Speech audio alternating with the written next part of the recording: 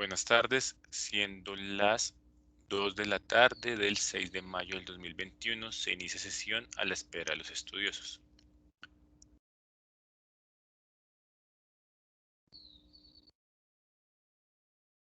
Buenas tardes, Ana María, buenas tardes, Wendy, buenas tardes, buenas tardes, Luisa, ¿cómo van?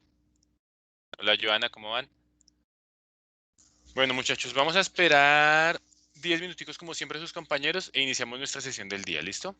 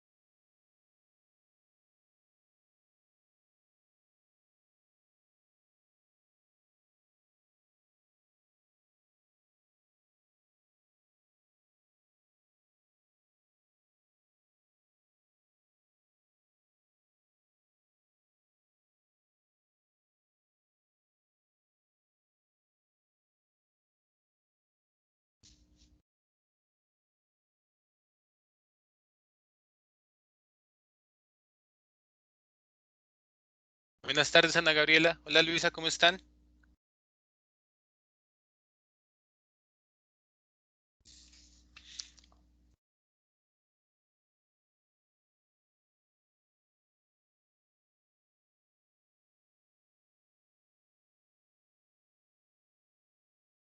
Eh, Esperen un segundito. ¿Qué más, Camilo? Hola, Aleja, ¿cómo vas? Mafe, ¿cómo van? Eh, Hola, no sé, Anónimos, somos Legión, somos Anónimos, no sé quién eres, pero buenas tardes, ¿cómo estás?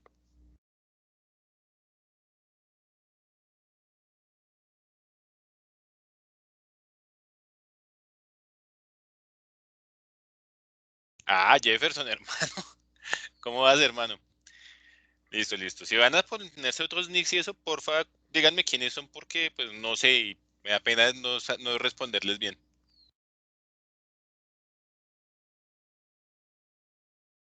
Bueno, vamos a esperar unos minuticos más a sus compañeros y arrancamos.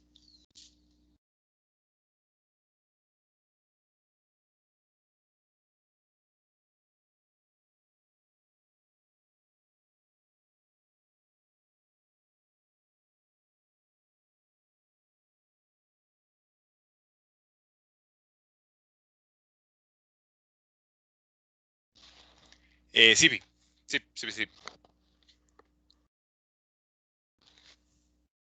hecho, se me hace raro. Creo que ya hay varios del otro grupo conectados.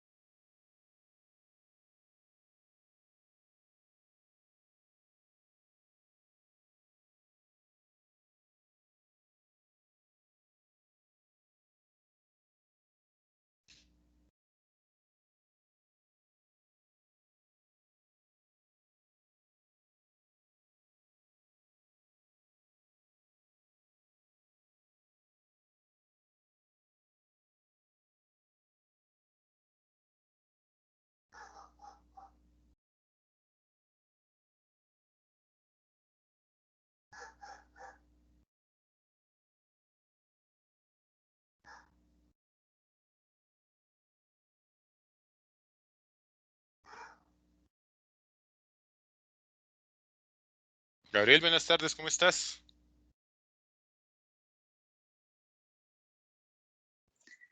Buenas tardes, profe. ¿Qué me cuentas, hermano? ¿Cómo te ha ido? Bien, muchas gracias. ¿Y usted Ah, cómo le ha ido, profe? muy bien, mi hermano, muy bien, pues en lo que cabe. Ah, bueno, profe. Me alegro.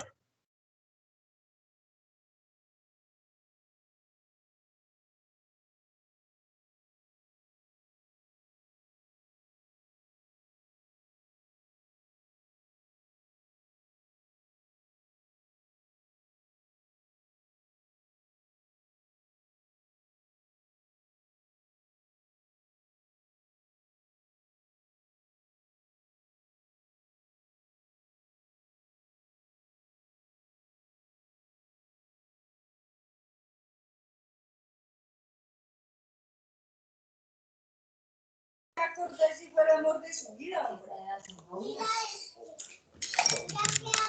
¿Ah? Hola, Paula, ¿cómo estás? ¿Cómo te ha ido? No, ¿quién le dijo? Dos hijos. ¿Usted se acuerda de él? ¿No? Unos minuticos más y arrancamos, bueno. ¿Qué se llama su suegro?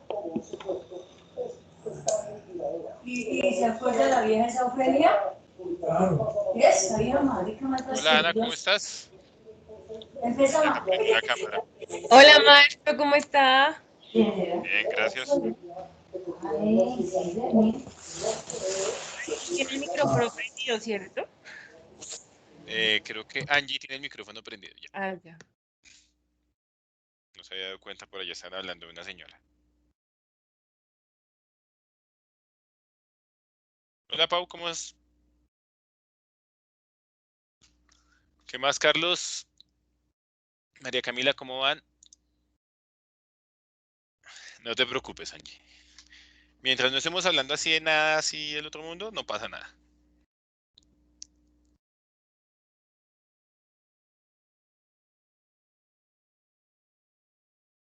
Muy bien, Paula, muchas gracias.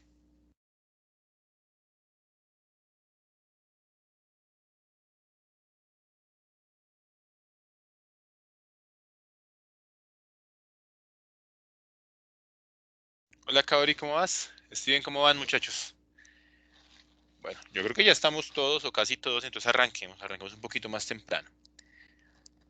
Bueno, muchachos, el día de hoy vamos a trabajar, les estoy debiendo el video de la clase pasada, los que no se pudieron quedar toda la clase. Es que no le puedo subir a YouTube porque quedó un poquitico largo, entonces no le puedo subir. Ahí estoy peleando con ese video.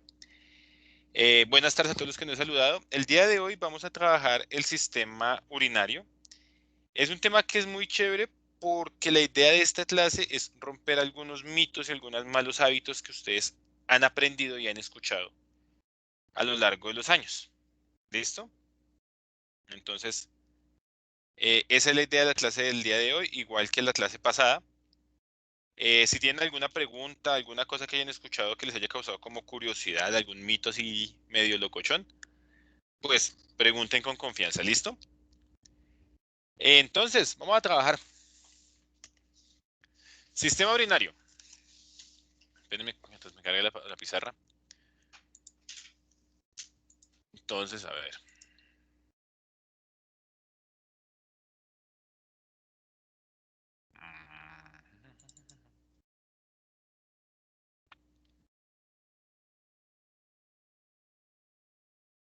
Esperen que ahora no me carga.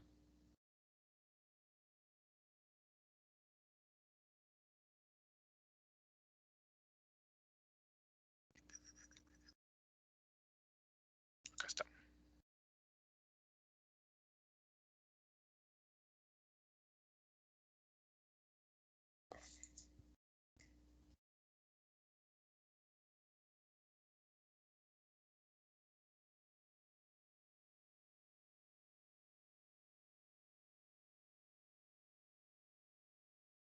Bueno. Entonces, acá. Bueno, sistema urinario. Entonces vamos a hablar del sistema urinario. El sistema urinario, ya lo he dicho 3 veces, sistema urinario 3 veces. Está conformado por 2 riñones, en la mayoría de las personas, que están conectados a los ureteres. Estos están conectados a la vejiga y a la uretra. Pero ¿quiénes realizan realmente todo el trabajo importante en el sistema urinario? Los riñones. Los demás órganos son órganos simplemente para la conducción de la orina y ya, y almacenamiento de la orina. ¿Listo? Pero hablemos de las funciones del sistema urinario, antes de empezar a hablar como tal de todo lo que hace.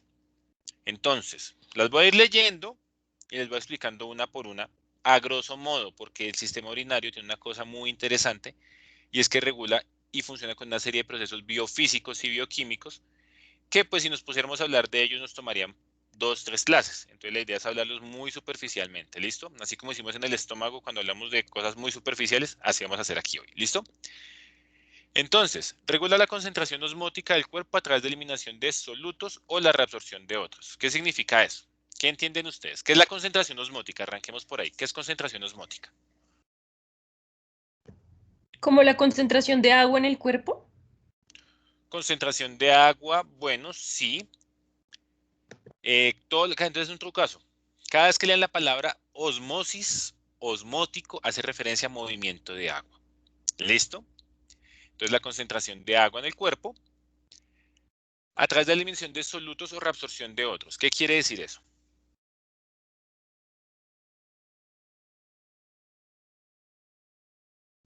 Quiere decir que tal vez va a eliminar los solutos que el cuerpo no requiera o va a reabsorberlos si el cuerpo lo necesita. Algo ¿Y así, ¿no? qué es un soluto? Un soluto es una sustancia que puede ser líquida o sólida que se encuentra en menor concentración diluida en un solvente. Exactamente. Términos sencillos para los que de pronto no tienen claro el concepto de un soluto, una solución. Eh, la limonada. La limonada es una solución.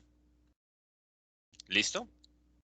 Chiste tonto. Yo sé que ustedes de pronto se usan para chistes, pero no podemos perder el sentido del humor. Eh, cada vez que les digan que el alcohol no es una solución, mándenlos a repasar química. El alcohol, el licor es una solución. ¿Listo? Entonces, si necesitamos un soluto, si no lo necesitamos, pues lo eliminamos. Yo sé, yo sé. Si necesitamos eliminar algo, lo conservamos. Que lo eliminamos. Pero si necesitamos reabsorber algún nutriente, por ejemplo el sodio, lo vamos a reabsorber. ¿Listo? El sodio no es bueno ni malo. Lo que puede ser peligroso son sus concentraciones. Pero ahorita hablaremos de eso. ¿Se acuerdan que la clase pasada les quedé viendo que hablar de la Coca-Cola? Las pasadas hablamos de la hamburguesa, pero no hablamos de la Coca-Cola.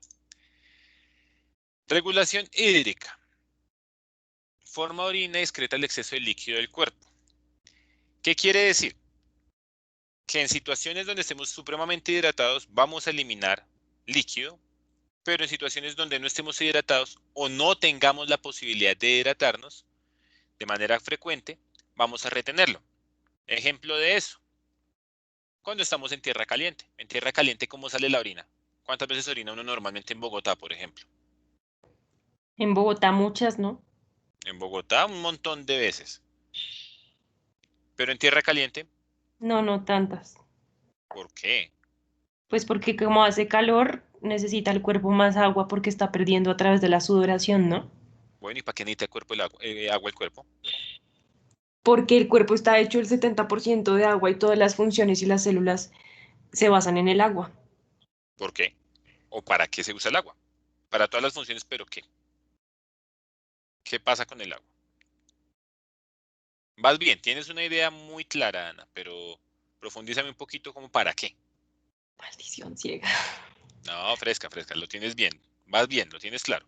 Ayúdenle, Ana, Porque, no sean mugres. porque el agua es el soluto, el solvente universal, ¿no? Y es a través de ella que pueden pasar los iones de la membrana celular. Exactamente. ¡Ay, lo dije! El agua se utiliza para el metabolismo del intercambio iónico de los espacios extracelulares al espacio intracelulares. ¿Listo? Entonces, en escenarios donde no estamos hidratándonos de manera constante, por ejemplo en tierra caliente, pero si estamos perdiendo agua y estamos perdiendo solutos, porque el sudor a qué sabe, ¿nunca han probado sudor? Es Propio sudor, saladito, es es rico saladito. saladito. El sudor es saladito, estamos perdiendo sodio de manera constante. Entonces, no podemos darnos el lujo de orinar por montones, porque necesitamos el agua para refrigerarnos. Entonces, dependiendo de la situación, vamos a reabsorber o eliminar agua. ¿Listo? Regula la presión arterial a través de la activación de mecanismos homeostáticos. ¿Qué es la homeostasis? ¿Qué entienden ustedes por homeostasis? ¿Qué han escuchado de ese término?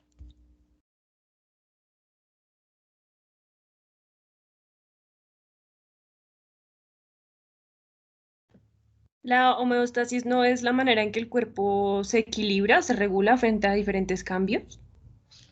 Más o menos. Homeostasis es un término que muchas veces es mal interpretado. Me voy a explicar por qué. Porque yo sé que ustedes dicen, ¿cómo así? Espere, espere, espere. ¿Cómo es que se está peleando su merced? Pónganle cuidado. La homeostasis nos han enseñado que es el equilibrio. Son procesos para mantener el equilibrio. Pero, ¿qué es el equilibrio? Uno siempre piensa que el equilibrio es en un sub y baja, por ejemplo. Espérenme. En un sub y baja. Esto es el equilibrio. ¿Y eso está en equilibrio? Sí. Pero entonces aquí hay un problema. Esto no tiene acción. No hay energía moviéndose ahí. Y un organismo sin energía pues está muerto. Entonces, ¿qué podemos concluir de mi ejemplo tonto del sub y baja? Que un organismo que está equilibrado está muerto, totalmente equilibrado. El cuerpo en realidad está todo el tiempo en desequilibrio, pero el desequilibrio es dinamismo. ¿Qué es lo divertido del sub y baja? Y el que me diga que dejar al otro trepado y después quitarse, es una mugre de persona. No, el movimiento, el viento en la cara mientras subes y bajas.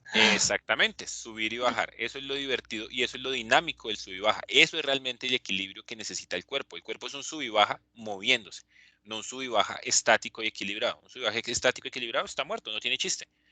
Entonces, moverse es lo que nos mantiene vivos. El movimiento, el intercambio iónico es lo que nos mantiene vivos. ¿Listo? Entonces, ¿qué tiene que ver eso con la presión arterial? Ya definimos qué es la homeostasis, pero ¿qué tiene que ver eso con la presión arterial?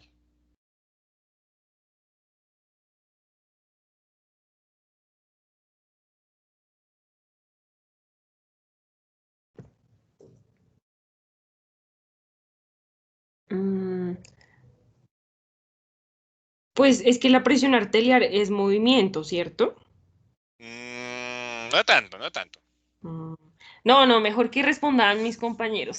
Sí, oiga, sí, ya se descargaron en la pobre Ana. ¿El amor qué? No.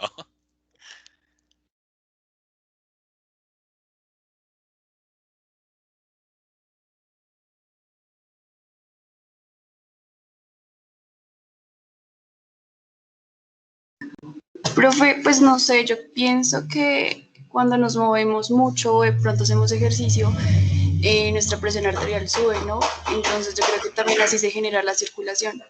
El estar moviéndonos, el correr, también como que despierta los órganos.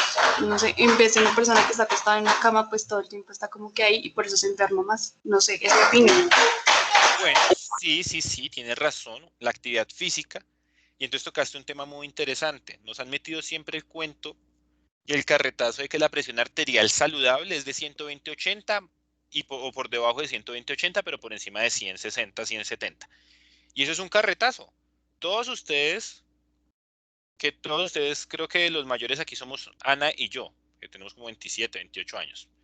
Además, todos ustedes son por debajo de los 25 años. En algún punto hacen un pico hipertensivo y no es malo. Malo sería que no lo hicieran. Por ejemplo, si estamos en la universidad, imaginemos que volvemos a clases. Estamos en la universidad, están ustedes en el laboratorio conmigo y tienen que subir al último piso, no sé, almorzar, y tienen 10 minutos para almorzar. Se suben corriendo. ¿Cómo va a estar la presión arterial arriba? Pues altísima. ¿Listo? Pero digamos que para este momento no tiene tanto que ver con eso. Entonces, repasemos rápidamente los componentes de la presión arterial. Y de la presión en cualquier sistema, no hablemos de sangre, hablemos de plomería. De hecho, esta clase les va a dar mucha risa, que esto me parece una clase de plomería muchas veces. Un vaso tiene un diámetro, ¿cierto? Tenemos un diámetro en nuestro vaso. El diámetro, pues, es qué tan ancho es, qué tanto le cabe. ¿Listo? Metemos líquido en ese vaso. Meter líquido en ese vaso. Digamos que este vaso está diseñado, este tubo está diseñado para que pase, no sé, 2 litros, por decir algo. Y ni siquiera es un tubo, es una manguera. Pero si yo a esta manguera no le subo 2 litros, sino le meto 4 litros, ¿qué pasará con las paredes de la manguera? ¿Qué pasará con el vaso? Explota. Bueno, explota, pero no seamos tan trágicos. Bueno, se Los rompe. vasos, no, tampoco. Los vasos tienen una capacidad de distensión. Ah, ¿Listo? pero dijiste que estábamos hablando de tuberías, no de vasos sanguíneos. No, porque yo dije que no hablemos de una tubería, hablemos de una manguera. Ah, bueno. Pero entonces vamos al otro extremo. Lo que pasa es que las personas que sufren de presión arterial alta, normalmente, ¿qué son? O son fumadores, o consumen todo con mucha sal, o tienen problemas con placa de ateroma. Entonces, eso hace que la pared se vuelva rígida, pierda su capacidad de manguera y se vuelva como un tubo. Se vuelve rígido, se vuelve tiesa esta vaina. Entonces, pues eso va a subir la presión arterial y eso va a causar problemas a los órganos. Por ejemplo, los riñones no soportan presiones arteriales altas. Ellos llegan a un punto en que dicen, ay, ¿sabe qué? Yo me muero acá. No me joda, yo me muero, haga lo que quiera. O no trabajo, entran en paro. ¿Listo? Entonces, ¿cómo regulamos eso? Si tenemos mucho líquido, ¿qué tengo que hacer? Sacar líquido. ¿Y cómo saco líquido? Produciendo orina. ¿Listo? Bien podría, por ejemplo, entonces coger yo con una cuchilla, si sufro problemas de hipertensión, coger con una cuchilla y cortarme una vena y sacarme sangre para bajar la presión. Pero pues esto es como peligroso. Aunque yo sé que a ustedes les gusta el cuento de la medicina alternativa. En medicina alternativa, en acupuntura, manejamos un concepto cuando alguien tiene una presión arterial muy alta. Ana, ¿qué es la presión arterial alta? ¿Un problema de dónde?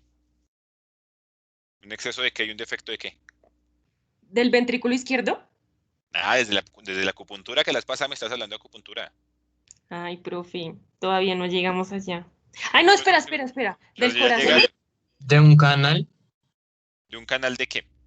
¿De qué movimiento? ¿De qué elemento? Que no se les dicen elementos, se les Fuego. dicen movimientos. Es exceso de fuego. O déficit de, Madera. bueno, no, de hecho es una madera seca. La madera húmeda no prende fuego. Entonces es un defecto de agua. Y agua es riñones. Entonces, si ven cómo la medicina, porque yo he escuchado mucha gente que dice, es que cuando uno aprende medicina tradicional china y acupuntura, tiene que cambiar el chip. ¿Cambiar el chip de qué? Miren, estamos hablando de corazón, pero es que el corazón está relacionado directamente con el agua. Los chinos lo dijeron hace 5.000 años. Entonces, si ven, es porque hay un exceso de fuego, hay un problema vascular, eso es totalmente fuego, sí es cierto, pero ¿quién está fallando ahí? ¿Por qué se está acumulando líquido? Porque el riñón, que es del elemento agua, no está funcionando. ¿Sí me hago entender? Si no me hago entender, no se estresen por eso. Estresan a su profe de acupuntura con eso que acabo de decirles. ¿Listo? Entonces, ¿qué tengo que hacer entonces, ¿qué hacen los riñones? Volviendo al cuento de nuestro tema del día. ¿Qué hacen los riñones cuando hay presión arterial alta? Pues eliminar líquido. De hecho, hay medicamentos que trabajan eliminando líquido. ¿Listo? Son los diuréticos. Diuresis es formación de orina. Tengan eso en sus cabezas porque ahorita les voy a preguntar de nuevo qué es diuresis. Les iba a decir un remedio rápido y casero para la presión arterial. Pues ligeramente alta, no es tampoco que sean presiones arteriales supremamente elevadas. Pero un pinchazo en el dedo corazón, sacar 2-3 goticas de sangre, genera disminución de la presión arterial. ¿Sí sabían eso? Sí, profe, de hecho, a mí me lo mandaron cuando me dio COVID la primera vez por la taquicardia y en algún punto me lo tuve que hacer en todos los dedos y creo que sí funcionó. ¿Y por qué funciona? Porque descomprime la presión, ¿no? Por 2 goticas de sangre que te saques no vas a hacer mucho cambio en la presión. Lo que pasa es que el dolor y la pérdida ligera de sangre genera estímulos de vasodilatación. Entonces es por eso que sirve lo que decía Andrea, sirven para bajar la presión arterial. ¿Listo?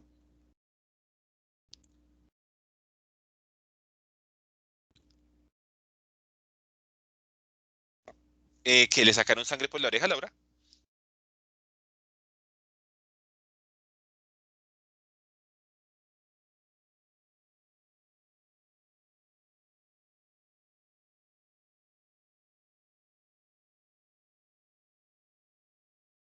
Sí, funciona. ¿Podría funcionar en cualquier vaso? Sí. Lo que pasa es que, de hecho, Gabriel, mira que no. Los diabéticos tienen problemas de tensión. ¿Qué habíamos dicho que hacía el azúcar en exceso en el cuerpo?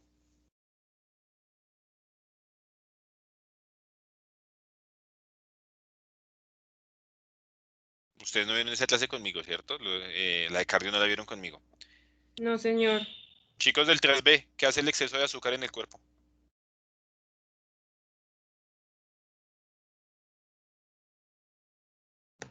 No me hagan quedar mal, oiga.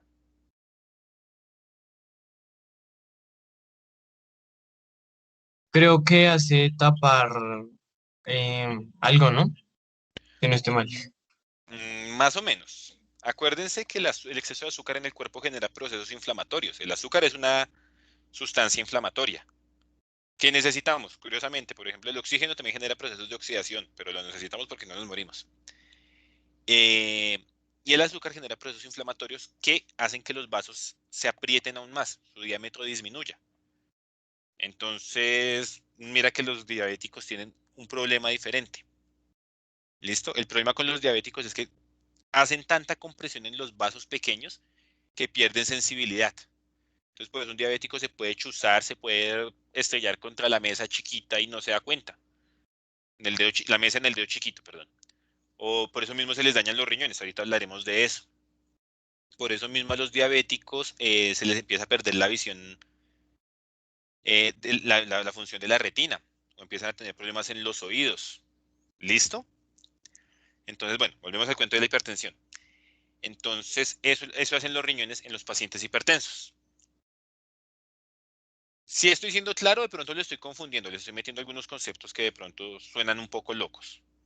Si alguien se siente perdido, me dice y yo le bajo un poquito la velocidad. ¿Vamos bien? Bien, profe. Listo, entonces sigamos.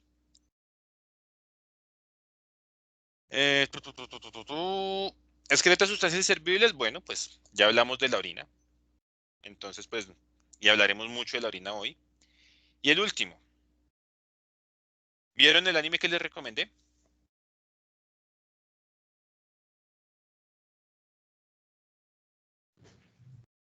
¿Cuál, profe? Bueno, a ustedes creo que al Teresa no se los he recomendado. Hay un anime que se llama Cells at Work. Ay, sí, sí lo hemos visto porque el profe de biología laboratorio no lo recomendó y es muy bueno. Pues yo no lo he Ah, visto completo porque no tengo Netflix, pero sí lo he visto. bueno, con que hayan visto los 3 primeros capítulos es suficiente para arrancar, ¿no? Bueno, ¿qué dice ese anime donde nos dicen que crecen los eritrocitos? ¿Dónde se forman los eritrocitos? ¿En el tejido hematopoyético? El tejido hematopoyético, ¿dónde se origina? ¿En dónde está? En los huesos y en En la los médula. huesos, en la médula ósea principalmente. Pero el que da la orden para que se formen las células rojas es el riñón. Él produce eritropoyetina, que es como una orden, un grito que le dice, oiga, venga, usted, la médula ósea, produzca eritrocitos que tengo problemas acá y necesitamos sangre para transportar oxígeno. ¿Listo? Entonces, eso es el riñón. Hablemos rápidamente de la anatomía antes de entrar propiamente a la anatomía del riñón. Profe, Dime.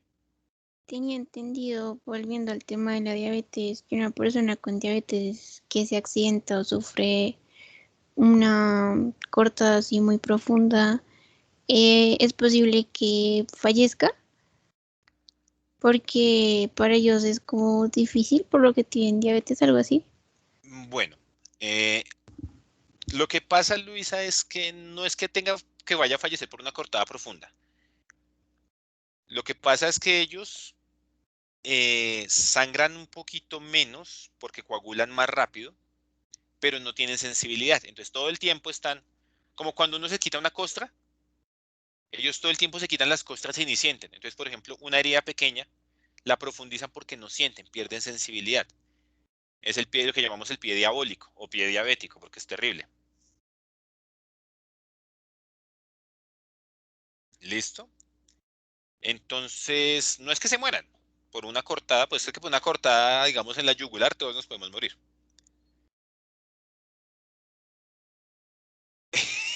Exactamente, Jefferson.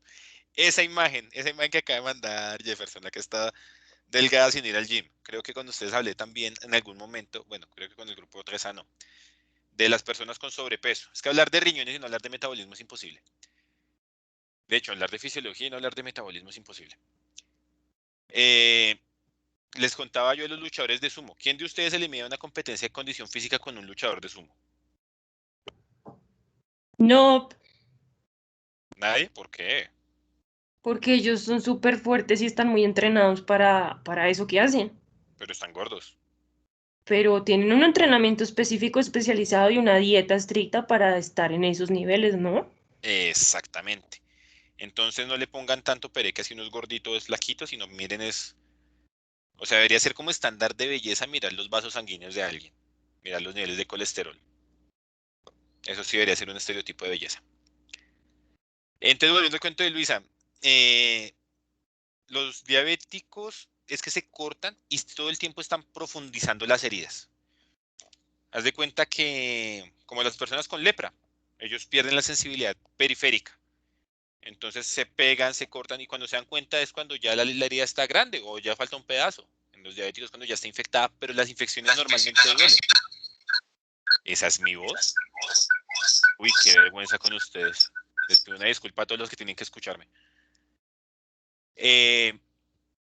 Todo el tiempo están profundizándose las heridas y las infecciones duelen. Una infección en un proceso inflamatorio duele bastante, pero ellos no lo sienten, entonces todo el tiempo está infectándose. Y lo que puede matar al paciente diabético es la infección. ¿Listo, Luisa? Sí, profe. Listo, bueno. Hablemos de riñones. Bueno, hablemos del sistema urinario en general y ahorita vamos a irnos más profundo a lo que son los riñones como tal. ¿Listo? Es que para los riñones me gusta dedicarle mucho tiempo. Entonces, hablemos de infecciones de vías urinarias, ¿les parece? ¿Quiénes sufren más de infecciones de vías urinarias? ¿Mujeres u hombres? Creo que las chicas. Las mujeres, profe. ¿Por qué? Primero porque en la vagina tenemos tejido epitelial sin queratina y eso posibilita que el ingreso de bacterias y que generan infecciones sea mayor, ¿no? Y que puedan llegar al tracto urinario. Mentiras, estoy diciendo cosas locas. Sí, un poquito. Porque, entonces, pequeño esquema mental que hago yo siempre. Uretra, cuadradito, labios vaginales, la línea, las cosas o a lo largo que hice, y el ano. Ustedes ya conocen el ano. ¿Listo? Entonces, las mujeres sufren más de infecciones de vías urinarias. ¿Por qué? Porque ustedes tienen una uretra más corta. Y esa uretra más corta les limita un poco la cantidad de orina que pueden almacenar. Los hombres tenemos una uretra más larga porque la de nosotros discurre a través del pene. ¿Listo? Es por eso que los hombres nos levantamos, o casi siempre nos levantamos, con una erección matutina. No es que haya habido un contenido onírico, o sea, unos sueños, ¿cómo llaman? Sueños húmedos, o sueños así súper emocionantes. No, simplemente es que pues por la noche se acumula la orina ahí y eso genera una erección. ¿Listo? Profe, Dime. yo he escuchado que cuando eso pasa es porque también, por ejemplo, o sea, la persona descansó bien la noche que durmió y que si no, pues amanecía con la erección, era porque pues no había descansado bien. Muy subjetivo. En realidad la erección matutina se debe, bueno, digamos que en los adolescentes principalmente se puede deber por el contenido del sueño. Pero ya en adultos, la erección matutina es más por la acumulación de orina, independiente si duerme o no duerme bien. ¿Qué es lo que pasa? Pues que si no tiene erección, pues fue porque se levantó a medianoche y ir al baño. Pues, ¿quién duerme bien después de levantarse a medianoche y ir al baño? Es por eso, más que todo. ¿Y por qué almacenamos orina en la noche? Porque en la noche la temperatura del ambiente pues disminuye y la de nosotros, de nuestro cuerpo, también disminuye, estimulando la eliminación de agua. Pero pues nosotros tenemos la reserva ahí, el espacio para la reserva, entonces por eso tenemos la erección. ¿Listo?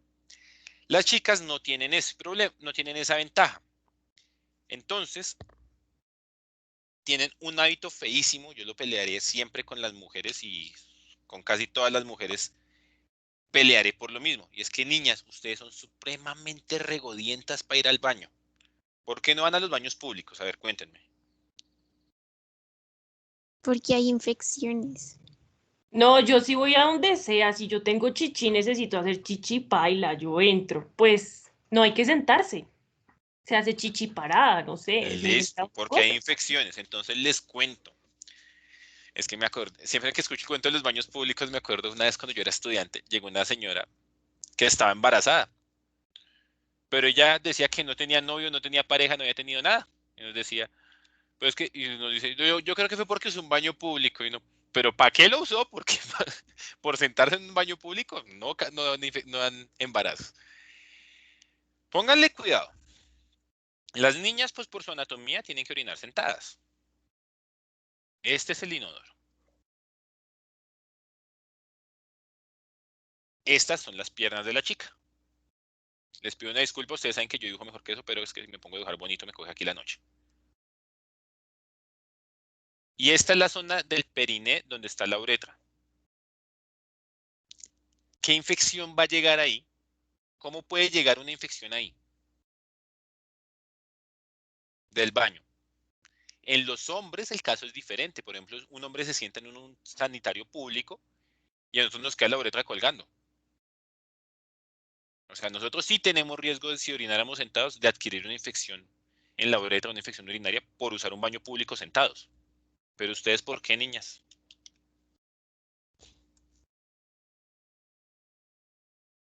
Pues según tu teoría no tendría sentido, pero yo pregunto, dentro de mi ignorancia, ¿por las piernas no se puede subir la infección?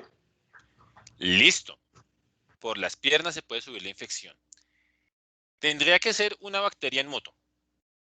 Listo. Tendría que ser una bacteria en moto. Y eso suena chistoso, porque en realidad nosotros, si nos ponemos de regodientos con las bacterias que pueden subir por la piel, deberíamos andar en burbujas, porque nosotros tenemos bacterias normalmente en la piel. Y mientras estén en la piel, frescos.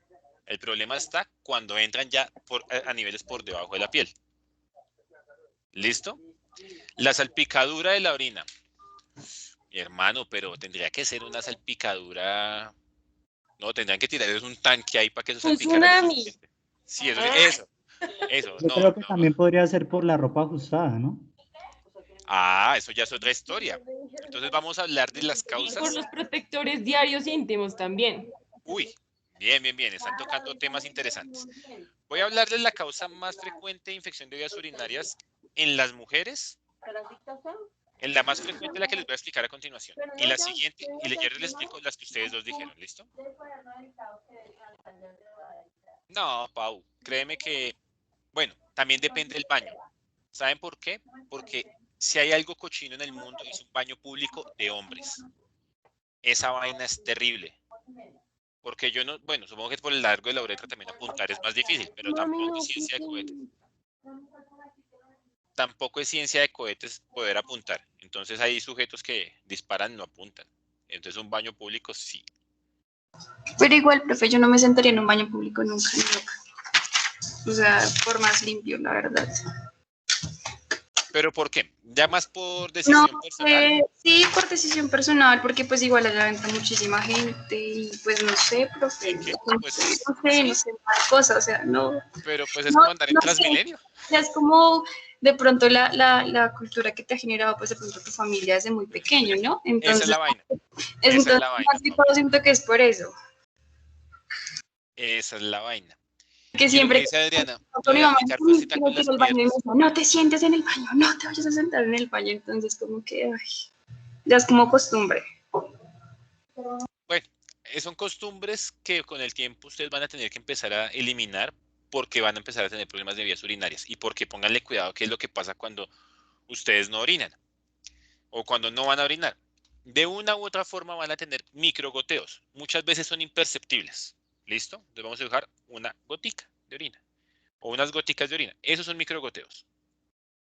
¿Listo? Esos microgoteos llegan alrededor del ano. ¿Y cómo se llama la bacteria que está alrededor del ano? Streptococo. No. Eh,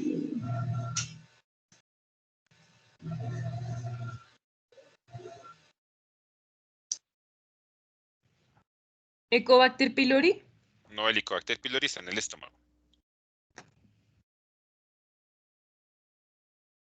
Es la que causa las diarreas también.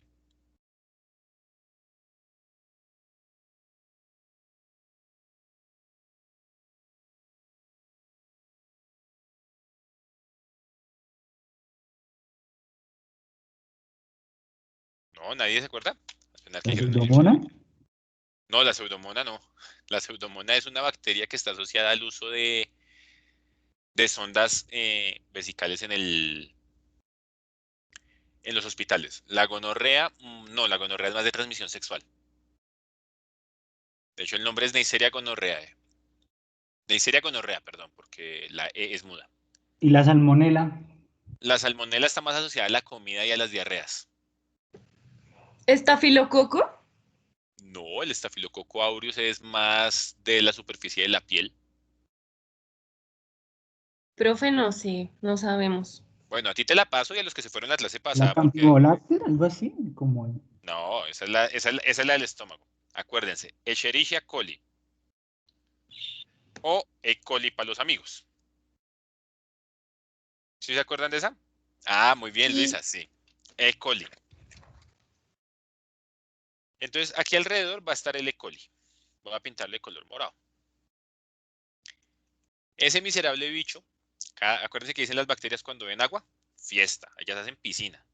Y esa es un agua que viene rica en aminoácidos. Entonces, pues, más chévere la piscina. ¿Listo? Entonces ella empieza a trepar. Y uno diría, bueno, entonces el E. coli debería causar infecciones vaginales, porque tiene que pasar por el área de la vagina. Sí, pero resulta que los labios vaginales producen moco. ¿Listo?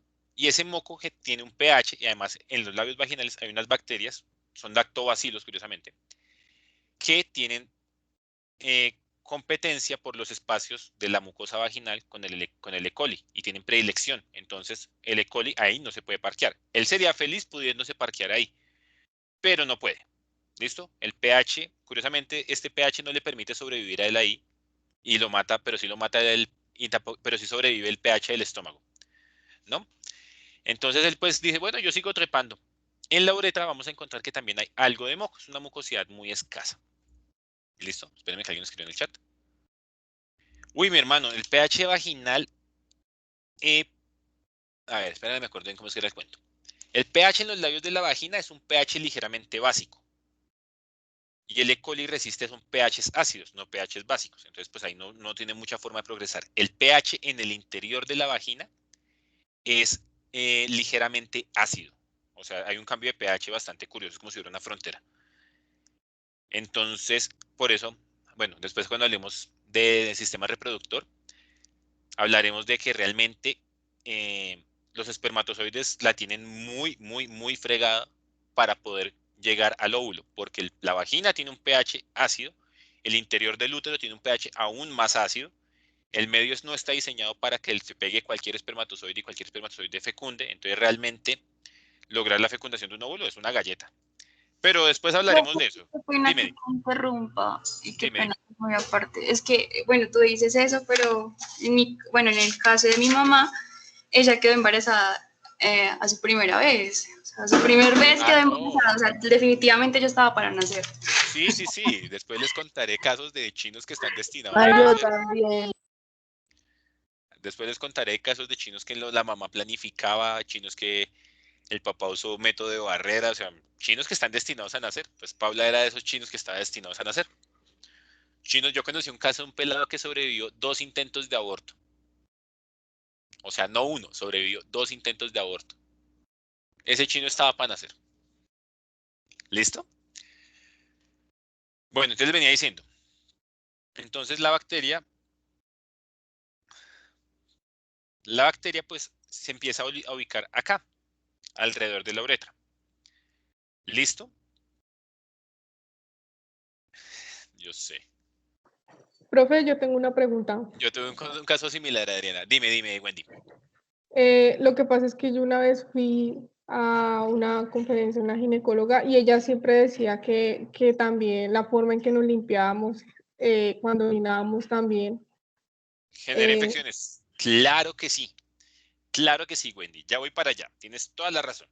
Entonces, primera forma, microgoteos. ¿Por qué? Porque no van a los benditos baños. Segunda forma. Algunas mujeres son algo, perdónenme, ahí sí me meto al rancho, pero son algo torpes.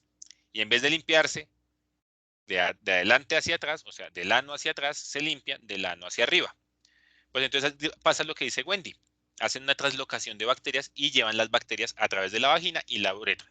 En la vagina no van a prosperar, pero en la uretra sí. Y ahí se las ponen mucho más fácil. ¿Listo? Entonces, claro que sí, Wendy. Eso es algo que es muy frecuente también, la forma en que se limpian. Tercera situación. Otra cosa que también había Dime. escuchado es que las bacterias, digamos, como las de materia fecal, estaban en el aire, digamos, en el papel o en los cepillos de dientes. Entonces también podría ser por eso, ¿no? No, Entonces, a menos que usaras el papel con el que te limpias después de la deposición para limpiarte la uretra, no sería lógico. Y son poquitas bacterias, o sea, en realidad hay bacterias de E. coli, por ejemplo, tirarse un gas, una flatulencia, genera bacterias que quedan en el aire y no por eso tienes infecciones orales todo el tiempo o tienes neumonías por E. coli. ¿Listo? Sí, Gabriel, por eso recomiendan que uno tenga el inodoro separado del área donde uno se lava los dientes, al menos una distancia de 1 metro, metro y medio. Porque las micropartículas de materia fecal y las bacterias asociadas a la materia fecal quedan en el aire después de usar el baño. O no tener el cepillo dental dentro del baño también. Pero lo que te digo es que incluso en tu cuarto, si por ejemplo te lo llevas a tu cuarto y ese día comiste frijoles, pues la misma vaina.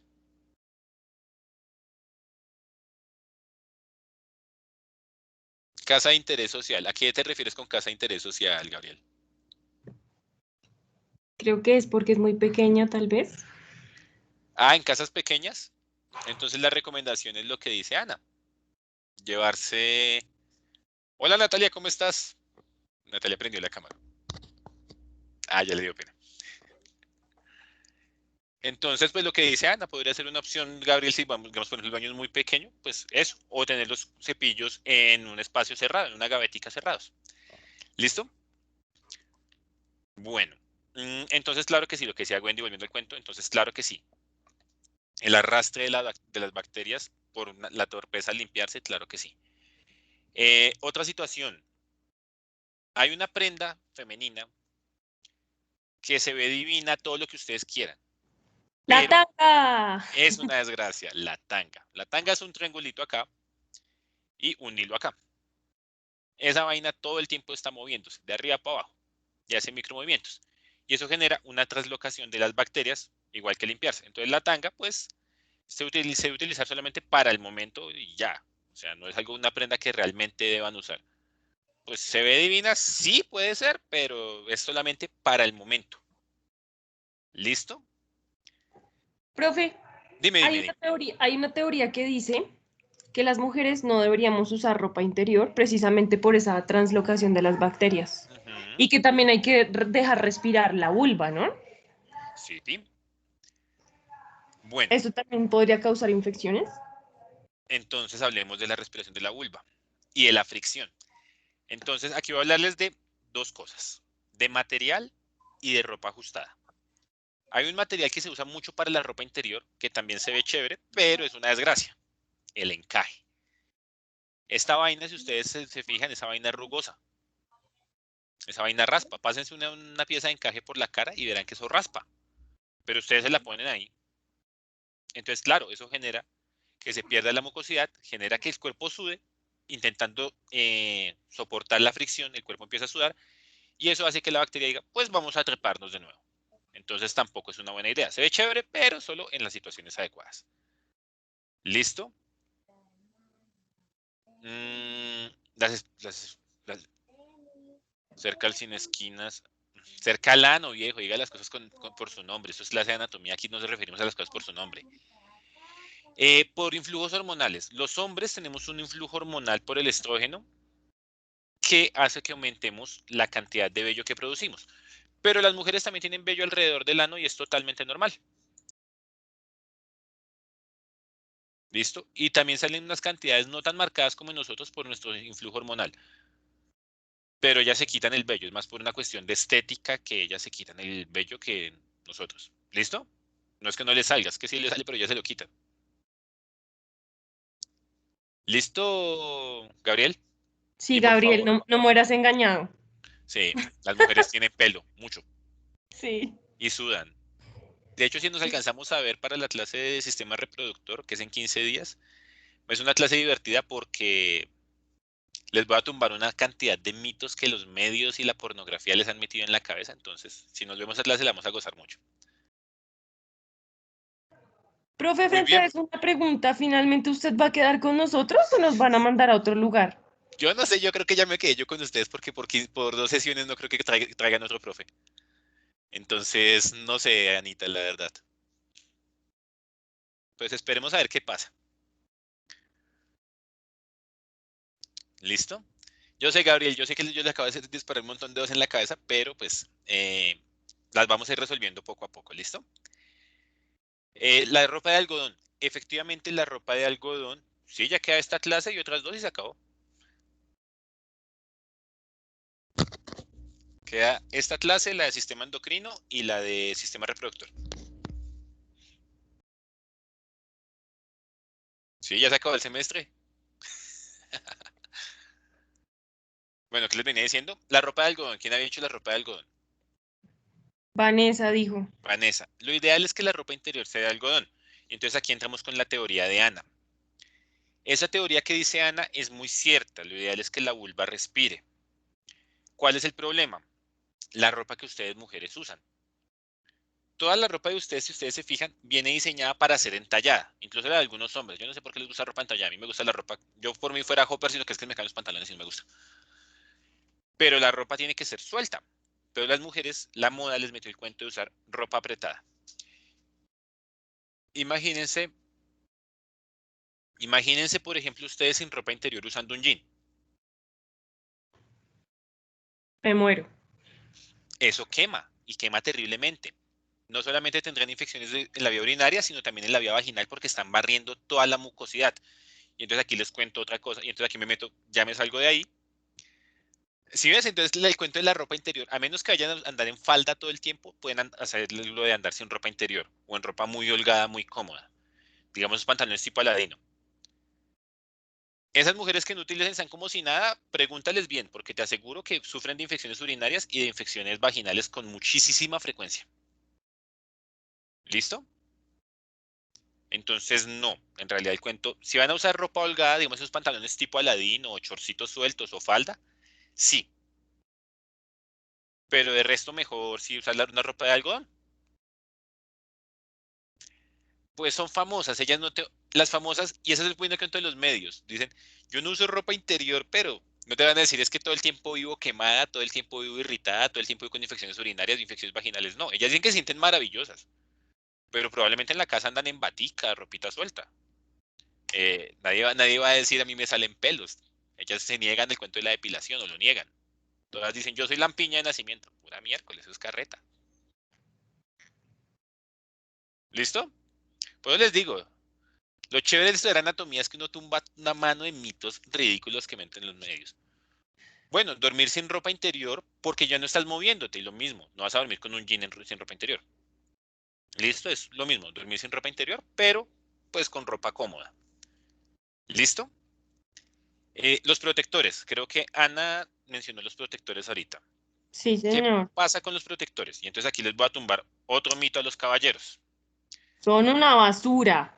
Son una basura, totalmente de acuerdo, y a las mujeres les han metido el cuento de que no es normal que lubriquen, y que si están lubricadas es que hay un nivel de excitación sexual. Y eso es carreta. ¿Sí sabían? Eso es carreta. Las mujeres lubrican con o sin excitación sexual. Es normal que lubriquen. Y los medios de comunicación les han metido ese carretazo de que la lubricación vaginal es mala y que tienen que usar protectores porque eso cambia el pH y se vuelve caldo de cultivo para bacterias. Pura carreta. Ya es diferente, por ejemplo, cuando está en una fase, de pronto una fase de ovulación en su ciclo menstrual. No, Claro. profe, yo también difiero ahí, porque las toallas también son la misma basura. Sí, Anita, pero lo que pasa es que con las toallas ya depende más de la comodidad de la persona. Es más, ahí sí ya es más por una cuestión funcional y de comodidad. Yo he O sea, conocido mujeres que ¿cómo más de eso utilizas copa menstrual o qué? muchas mujeres usan la copa menstrual, pero yo he conocido mujeres que se ponen la bendita copa menstrual y eso es una desgracia. Les incomoda, les pesa, les talla, se sienten raras por dentro. Conocí otras que han intentado usar tampones y son tenaz, entonces prefieren usar la toalla. Entonces, pues digamos que con la toalla higiénica soy un poquito más flexible que con el cuento de los protectores. Porque pues tampoco pueden, o se sería muy incómodo andar sangrando todo el tiempo. Entonces, más que todo por funcionalidad. ¿Listo? Yo estoy de acuerdo con Ana en que funcionan y la forma que funcionan son igual que los protectores. Pero ahí pues miramos ya más la parte de practicidad. ¿Listo, Ana? Entonces tampoco le demos tan duro a las toallas. Los tampones no son buenos ni malos, es decisión de cada mujer si los usa. Lo que pasa es que hay mujeres que No, son profe, conchudas y pero se es que dejan el tampón. Dime. también hay una cosa con los tampones, por ejemplo, y es que reseca, o sea, como que arrastra mucha flora vaginal y también reseca, ¿no? Lastiman un montón. Y bueno, aquí vienen también como los síndromes de las personas que se desmayan y, por ejemplo, hay una modelo que perdió sus piernas. ¿Cómo se llama eso, profe? Explíqueme. ¿Que perdió sus piernas qué? Por ponerse un tampón. Probablemente no fue el tampón. Y a eso era lo que iba. El cuento con los tampones es que hay mujeres que son supremamente dejadas y piensan que el tampón les dura todo el día. Y pues no, esa vaina toca cambiarla de forma recurrente. Entonces ya viene el cuento ambiental de usar mejor la copa menstrual porque genera menos desechos y Sí, toda esa cosa. claramente. Pero pues lo que te digo, eso ya es decisión de cada persona porque pues no todas se acoplan a esa vaina. Pero también hay esponjas marinas. Siguen siendo incómodas, muchas mujeres dicen que son incómodas. Bueno, esas sí no las he utilizado, no podría decir. Entonces eso ya es decisión de cada persona. Entonces la vaina es que si esta vieja se dejó esa vaina, ese tampón ahí metido quién sabe cuánto tiempo, que puede haber generado compresión sobre algunas arterias que irrigaban las piernas y le causó una necrosis. Entonces, pues no, las cosas hay que hacerlas y hacerle cambio constante. Por ejemplo, imagínate en una copa menstrual acomodada ahí todo un día, 2 días. No, no, no, no, no, no, no, no, no. Eso pesa, eso incomoda, eso talla. Pues no, es que talle, lo que pasa es que empieza a salir el fluido. No, bueno, yo conocí un caso y ese fue nos tuvimos que, literalmente tuvimos que pinchar una copa menstrual. Esta chica yo no sé cómo la metió como espichada y generó como succión, generó un efecto de chupa y después no la podía sacar. Y fue una urgencia ginecológica que atendí una vez en un hospital. Ok.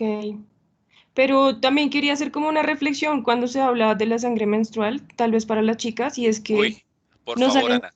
nos han enseñado de que es asqueroso, que es sucio, que huele mal. Número uno, no huele mal.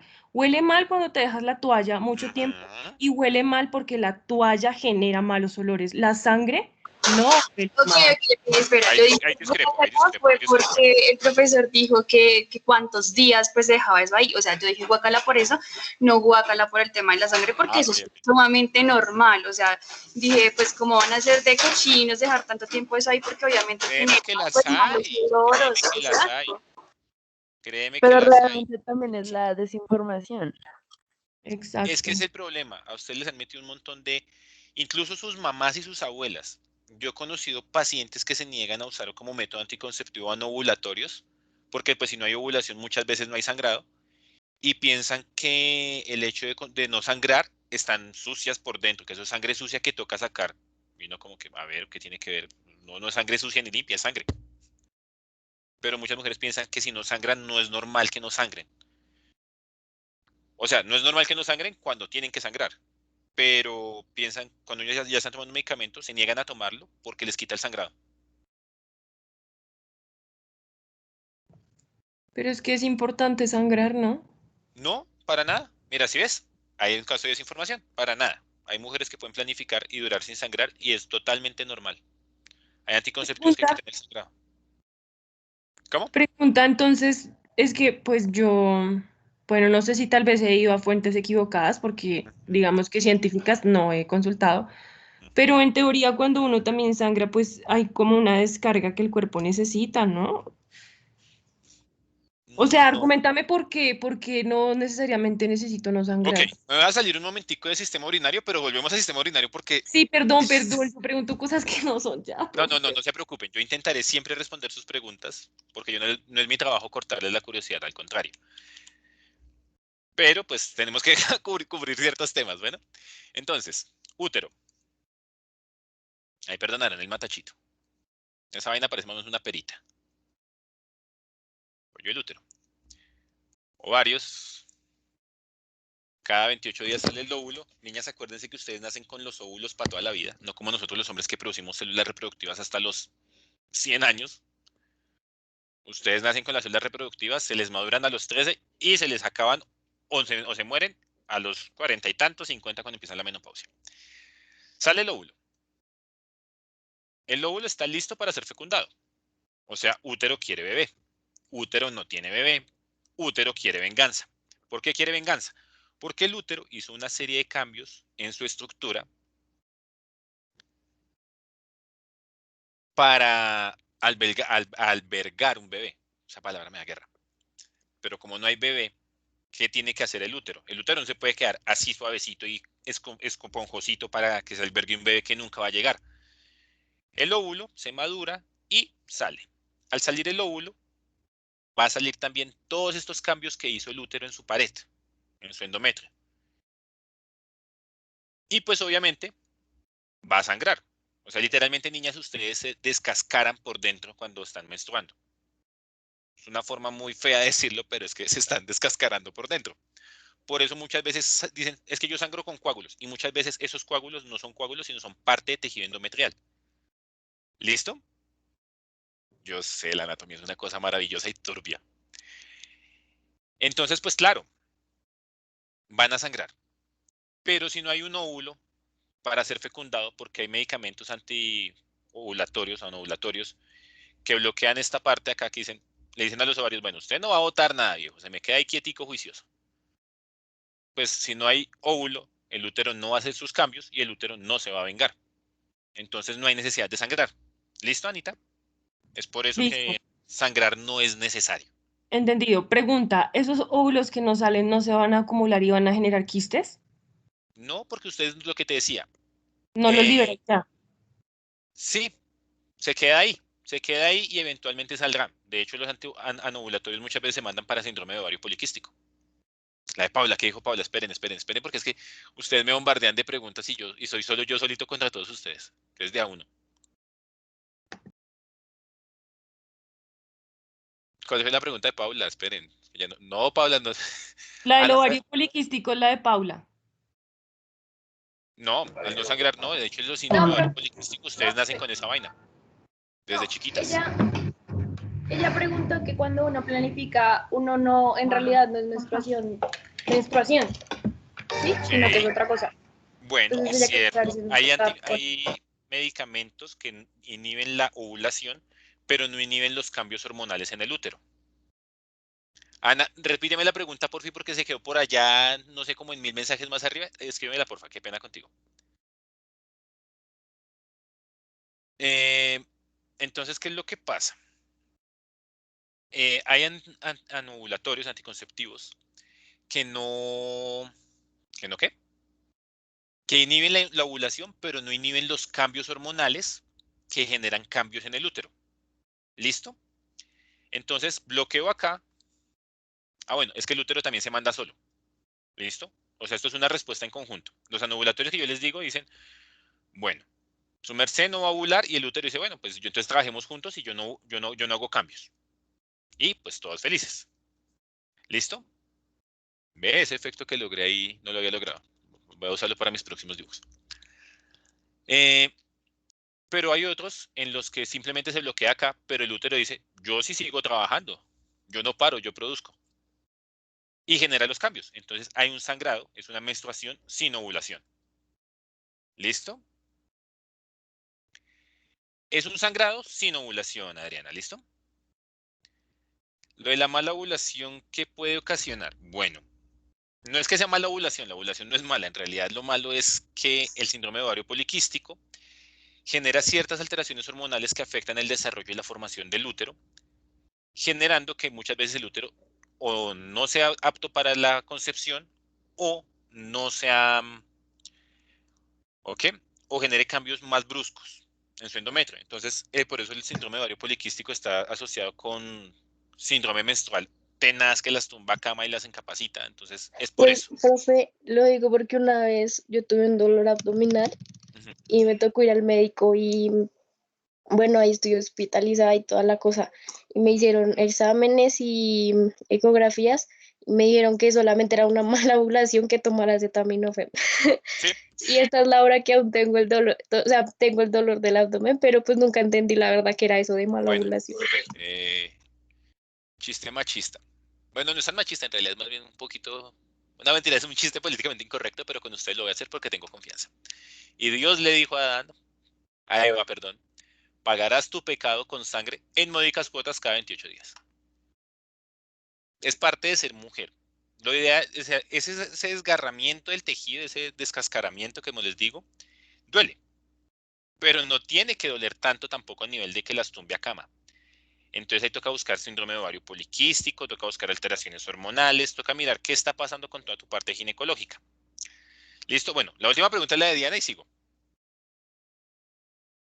¿Están embarazadas menstruales si es un sangrado de ovulación? Ok, esa pregunta de Diana es muy chévere. ¿Hay mujeres que sangran estando embarazadas? Sí, pero ocurre en las fases iniciales del embarazo.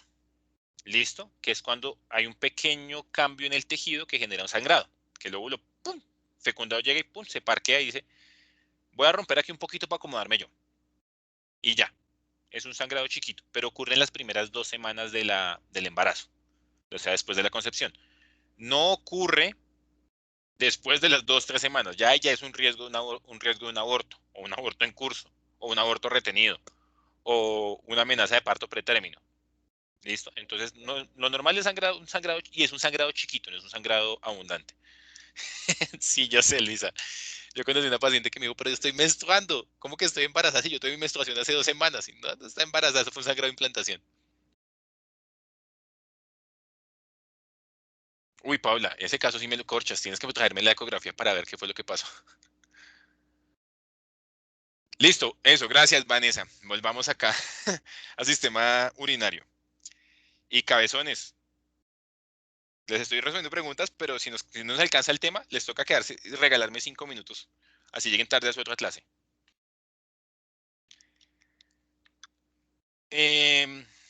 Bueno, ¿qué puede pasar? El moco vaginal normalmente no se asocia a infecciones urinarias, pero las infecciones urinarias sí se asocian a aumento en el flujo vaginal. ¿Listo? Ah, pero si ven, ustedes preguntan cosas y me dejan después botado el tema. No les vuelvo a responder preguntas.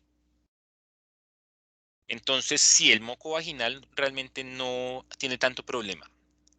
Excepto, volvemos al cuento de los protectores, que los protectores aumentan la humedad en la zona y pues la fricción constante estimula la producción de moco. Es curioso, les dicen, les venden protectores para que no tengan tanta, para que retengan la lubricación y el protector aumenta la lubricación. Y muchas veces esas cantidades de lubricación, la uretra de ustedes está muy cerca de la vulva, arranquemos por ahí. Yo la dibujo separada, pero eso está muy cerca. Entonces genera que ese aumento de humedad haga que ciertas bacterias crezcan y generen infección urinaria. Entonces, por eso los protectores, volviendo al cuento de lo que decía Ana hace un momento, son una mugre. ¿Listo?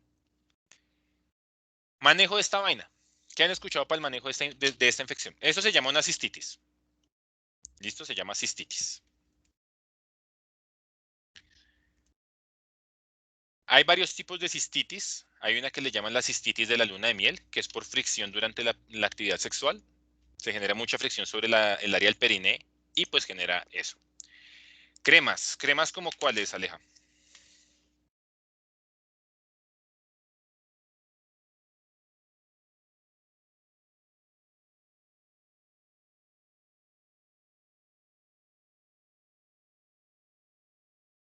¿Qué remedios caseros conocen? Ana, tú que eres la experta en remedios caseros. Para la cistitis, maestro. Sí, la cogí comiendo, por eso estaba callada. Perdón, profe, se dieron cuenta, qué pena. Clotrimazol es más para las infecciones vaginales. ¿Listo? Angie dice Los baños de baños con caléndula. caléndula. Para la cistitis de luna de miel, sí. Para la otra, no. Agua con gotas de diente de león. Muy bien, ese sí. Los óvulos son también para infecciones vaginales. ¿Listo? Acuérdense. Entonces vuelvo al dibujo principal. Espérenme, borro aquí todo. Voy a borrar una mano de matachos. Esperen a ver si se deja borrar. A ver. Otro mito que voy a tumbarles de una vez. Las mujeres no orinan por la vagina. Yo no sé, creo que es una desinformación también muy tenaz. Que incluso casos de relaciones sexuales donde hay eyaculación dentro de la cavidad vaginal, nunca falta el genio que dice, ay, ve orinas y verás que eso salen. A ver, viejo, son dos orificios diferentes. Dos orificios diferentes.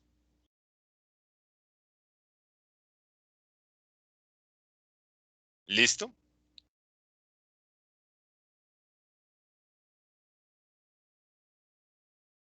Entonces,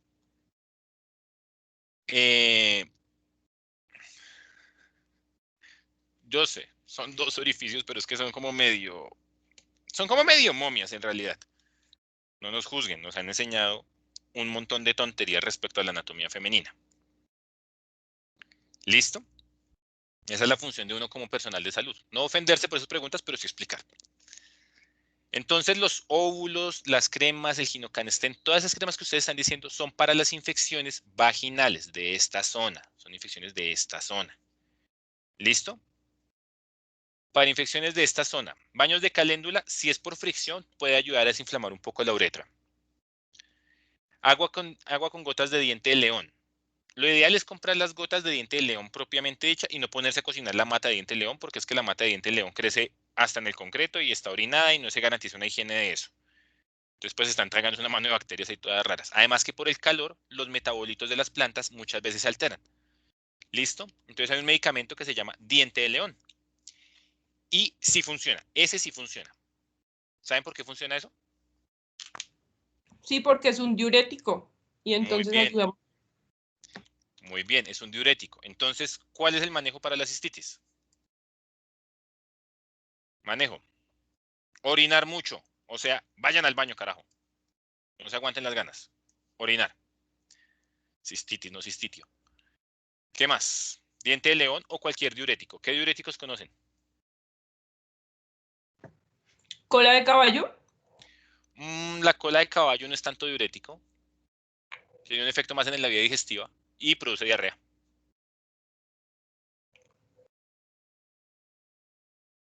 Uno que produce en nuestro país en cantidades. Y no es coca, por si acaso. De hecho, oigan, esperen, me acuerdo. No, la coca produce es diarrea. La hoja de coca produce diarrea.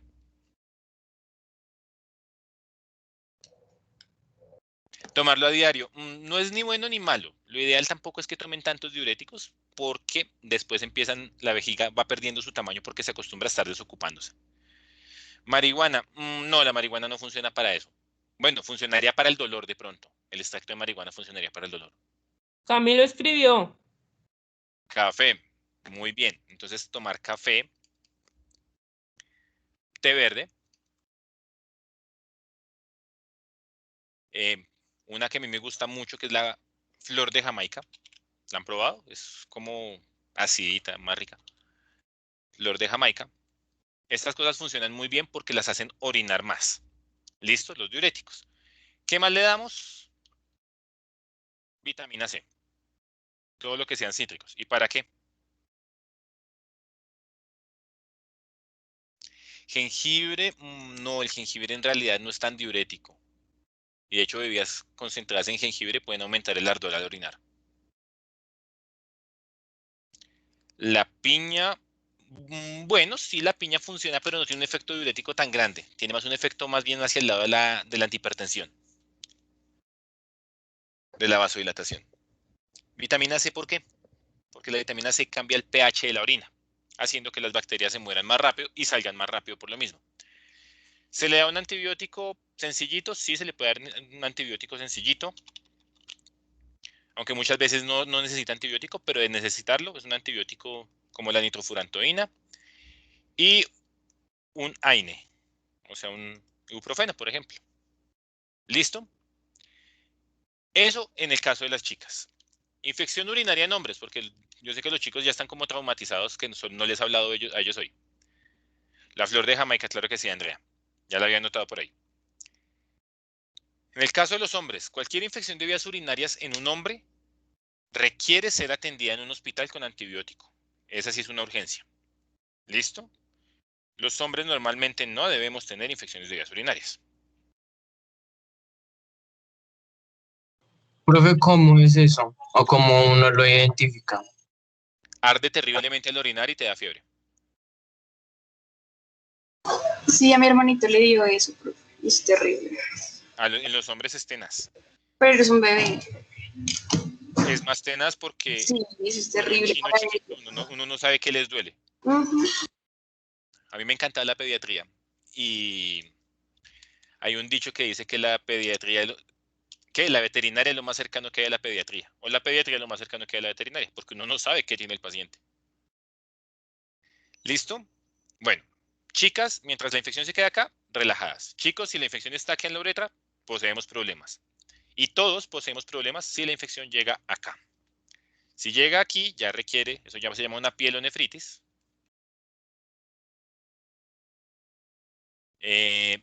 Afecta los riñones, ya la infección está sobre los riñones y estamos a un pasito de la sepsis. ¿Listo?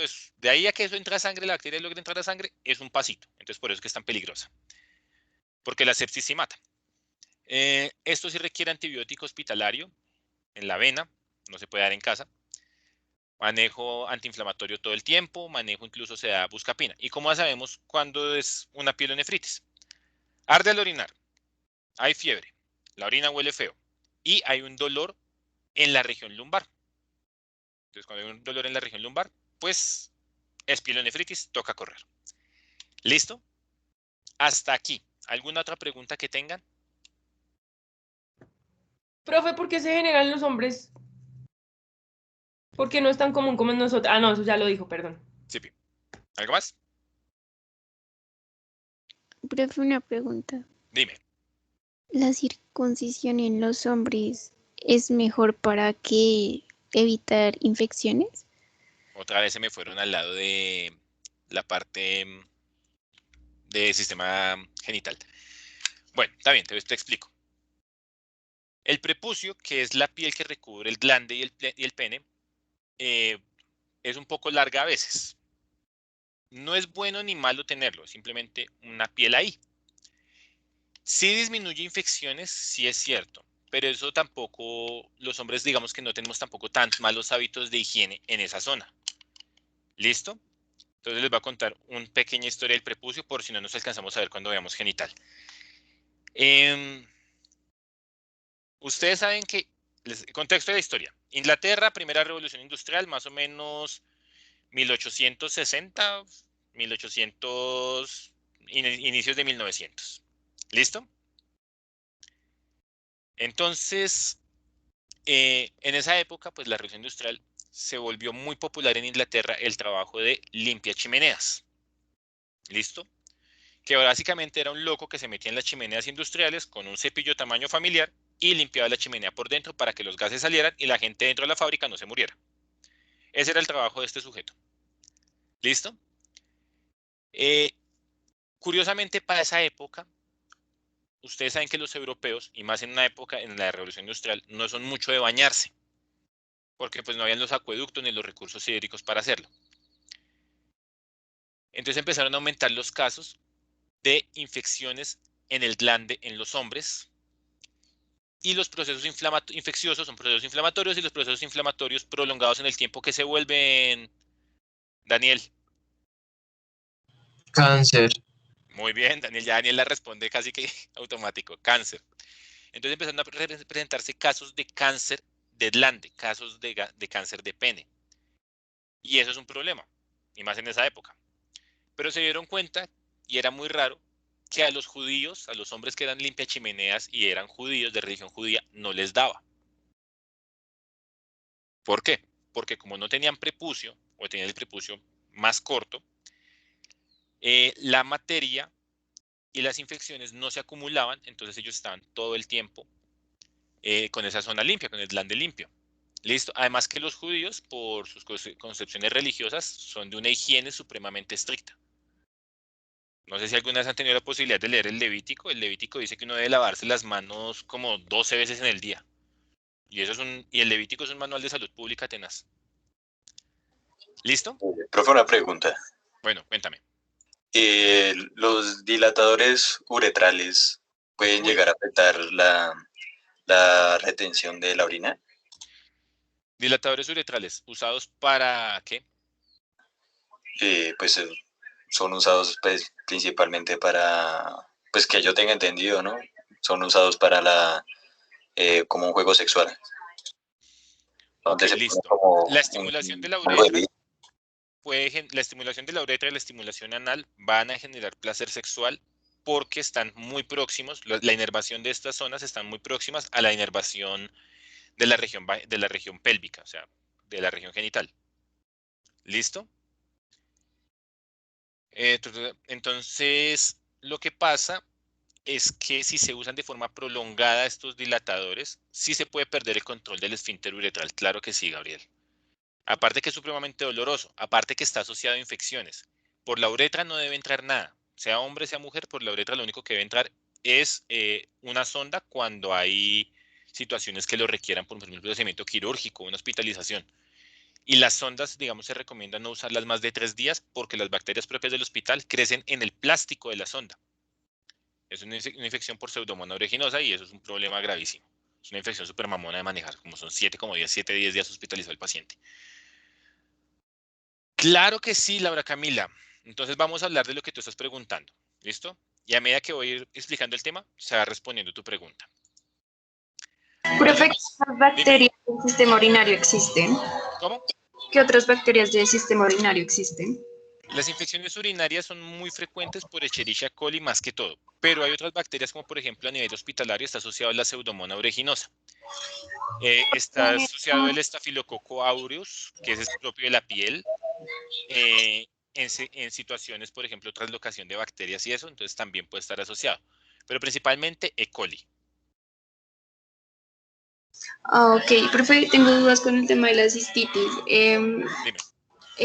La cistitis, digamos, es que uno no puede orinar o causar dolor, ¿o qué? Listo, entonces síntomas de cistitis. Es que no se los quería decir porque ese era el tema de la evaluación de ejecución, pero bueno. Ah, es que no lo tengo claro. No te preocupes. Entonces, síntomas de la cistitis. La uretra está inflamada, ya sea por la infección o por el roce. Al inflamarse la uretra, la orina va a doler mucho cuando salga. Además que la orina tiene un pH ácido porque la orina tiene partículas de amonio. ¿Se acuerdan que en la clase pasada hablamos de los aminoácidos? Entonces es por eso que la orina tiene un pH tan ácido. Entonces al salir la orina arde y duele.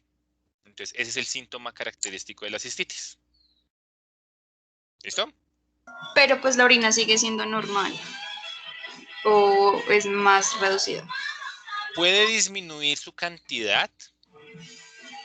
Porque, o sea, pero a mi La abuela cantidad. le pasa Dime. eso, a mi abuela le pasa eso, o sea, como de que no puedo, o sea, siempre como que le duele al orinar y dice que es cistitis y no sé ¿A qué. tu abuelo o a tu abuela? A mi abuela. A tu abuela. Y todo el tiempo toma agua, pero pues realmente sus cantidades son muy, muy reducidas. Listo. No es que se produzca menos orina. Lo que pasa es que sale menos orina.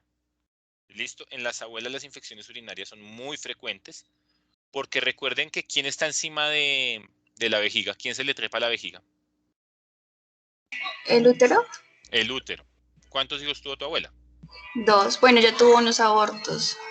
Pero estuvo embarazada varias veces, entonces el útero se vuelve Sí, ella dice medio fofo. como de eso que se le baja como la, ¿cómo lo dice ella? La matriz. La matriz, eso. Listo. Entonces, cuando pasa eso, las abuelas sufren mucho de pérdidas miccionales porque el útero queda fofo, queda como debilucho. Entonces se cae todo el tiempo y se le recuesta a la vejiga. Entonces sufren microgoteos. Listo. Y el sangrado. Estoy pensando en sangre, no sé por qué estoy pensando en sangre. Porque tengo que hablarles de riñón. Y lo que pasa es que sale muy poquita orina. No es que produzcan poca orina. Si está produciendo poca orina, ya tenemos un problema de riñones. Los riñones están fallando. Pero ya para eso toca hacer otro tipo de exámenes. Pero si es que sale muy poquita orina a la hora de la micción. Entonces todo el tiempo están yendo al baño, yendo al baño, yendo al baño, yendo al baño. Además que la vejiga pierde capacidad de mantener porque como todo el tiempo tiene el útero encima recostado. Entonces la vejiga no puede sostener tampoco mucha orina. Entonces, por eso que ellas orinan tanto. Orinar tanto genera pues también irritación. ¿Listo? Se llama poliuria. Ok, perfecto, gracias. ¿Listo? Profe, otra duda. Bueno, listo. Última duda y seguimos, porque vamos con los riñón. Con respecto a las personas que sufren de hipercalciuria, ¿qué tratamiento pueden hacer? ¿O se tienen que sí o sí tragar ese dolor? Hipercalciuria asociado a la aparición de cálculos renales. Entonces, esa pregunta te la respondo también cuando estamos hablando de cómo se forma la orina. ¿Listo? Ya le respondo esas preguntas. Hay dos preguntas chéveres, la de Laura y la de Gabriel. Ya se las voy a responder. ¿Listo? Pero para responderles esas preguntas, tengo que hablarles de sí o sí de fisiología de riñón. Entonces vamos a hablar de eso. ¿Listo? O sea, no les estoy sacando el cuerpo, es que necesito que hablemos de eso para poderles responder. Riñones. ¿Cuántos riñones tenemos? Casi todos tenemos 2. De pronto habrá alguien que habrá donado o nació con uno solo. Los riñones son 2 órganos más o menos de 10 a 12 centímetros de largo, de 3 a 5 centímetros de ancho. ¿Alguien escribió en el chat?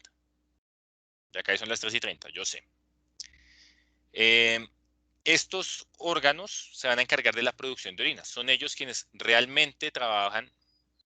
Yo sé, la clase. No, créanme que eso suele pasarnos. Pero es chévere que ustedes tengan preguntas. Lo que pasa es que nos toca agilizar un poquito. Entonces, son ellos quienes realizan básicamente todo el trabajo en el sistema urinario. ¿Listo? Las partes de los riñones van a ser las siguientes. Voy a acercar aquí un poquito, así me pixele. Vamos a tener una corteza renal. La corteza renal es la parte donde se va a formar la orina. ¿Listo? Y vamos a tener una médula renal, que es toda esta zona de acá. La médula renal va a estar seccionada, partida, dividida, como lo quieran llamar, por unas partes que se llaman pilares o columnas renales, que son estos de acá.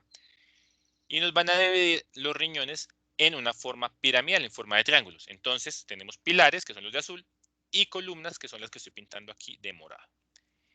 ¿Qué va a pasar en las pirámides? Las pirámides lo que van a hacer es reabsorber o decir qué nutrientes de la orina se van a eliminar. Ya les explico cómo es ese cuento. ¿Listo? Entonces vámonos acá. Unidad funcional del riñón. Nefrona. ¿Presente en dónde? En la corteza renal.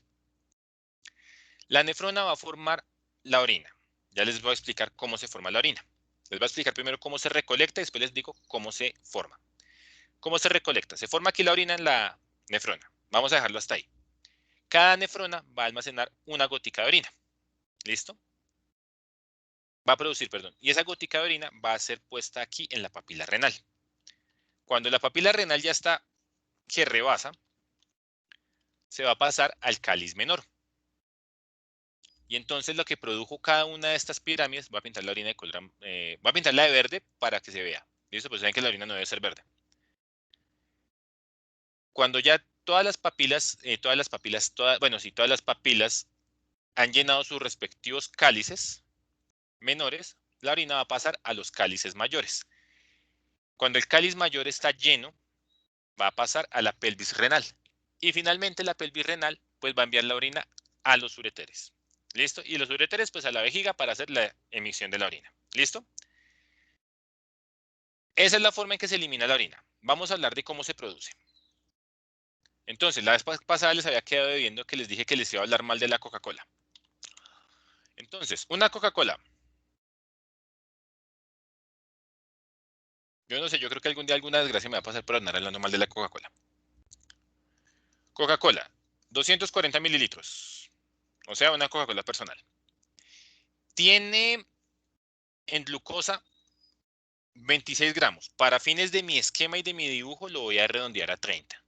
¿Listo? 30 gramos de azúcar. Para que se hagan una idea, 30 gramos de azúcar. Ana, ¿qué estabas comiendo? Maestro, estaba comiendo quinoa y arveja. Ay, no, Ana. O sea, no me sirve porque usted no come papitas. Es que no había nada más. No, yo detesto las arvejas, la verdad. Entonces, para que se hagan una idea, un paquete de papas, o de trocipollos, o de chitos, o de lo que a ustedes les guste, pesa 30 gramos. Eso es lo que trae la Coca-Cola en azúcar.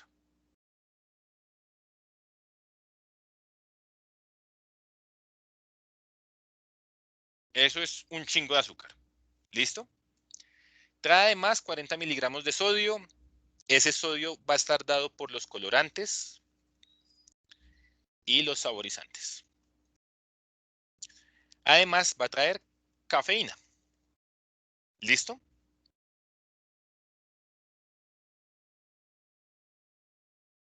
Toca tomar light. Bueno, no sé.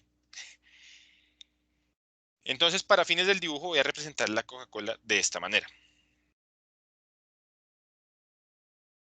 Imaginen que estos son... Uy, espérenme. Bueno, imaginen que estos son los 240 miligramos, que los 240 mililitros de agua. La glucosa yo la represento con 3 cuadritos cafés. ¿Listo? 1, 2 y 3. ¿Listo? Y el sodio lo represento con 4 palitos verdes. ¿Listo? Pónganle cuidado. Me tomo la Coca-Cola. ¿A dónde llega? Al estómago, es absorbida en el intestino delgado. En el intestino delgado, la Coca-Cola va a entrar a la circulación. Lo hablamos la clase pasada, ¿se acuerdan? Entonces, todo lo que yo coma va a entrar a la circulación en el intestino delgado. La Coca-Cola, o todo ese líquido, porque ya no es Coca-Cola, ya es un líquido, va a viajar por la arteriola aferente. ¿Listo? Acuérdense que todo lo que diga aferente es que va a entrar. Y va a llegar a una zona en el riñón, una vez que esa arteriola llega al riñón, a la corteza del riñón, perdón, se va a enroscar. ¿Listo? Formando un ovillo. Ese ovillo se llama glomérulo. ¿Listo? Entonces la sangre viene ahí, toda dichosa de la vida, por la arteriola. Pero esa arteriola no es del todo continua. Esa arteriola tiene unos huequitos. Se llaman fenestras, o llama un capilar fenestrado. Esos huequitos van a permitir el paso de las moléculas pequeñas. ¿Listo? Entonces las moléculas pequeñas se van a quedar dentro de las moléculas más grandes se van a quedar dentro de la sangre. ¿Listo? Entonces, por ejemplo, si tenemos aquí una placa de ateroma, una placa de grasa, esto se va a quedar aquí tapado. Y si esto lo multiplicamos por todas las nefronas que tenemos en la corteza renal, tenemos un problema renal grave. ¿Listo? Entonces es por eso que consumo de grasas puede generar placas de lesiones renales. ¿Listo? El azúcar. El azúcar, pues en exceso, es inflamatorio. Ya lo habíamos dicho hace un momento.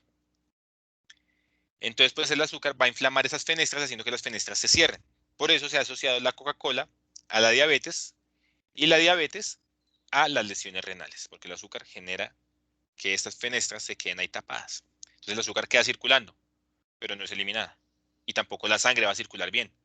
Y como el riñón es un escandaloso, que en sí no es el riñón, es la nefrona, son unos escandalosos, que si no les llega sangre oxigenada, arman show y se mueren. ¿Listo? Entonces, pero supongamos que este personaje no es diabético ni nada. Llega toda esa agua aquí. Y el cuerpo dice, venga, esto es mucha agua. Yo creo que solamente voy a usar de toda esa agua la tercera parte. Entonces vamos a dejar 80 mililitros de esa agua dentro del sistema. Ah, espérenme, ¿qué pasó? Ay, pero...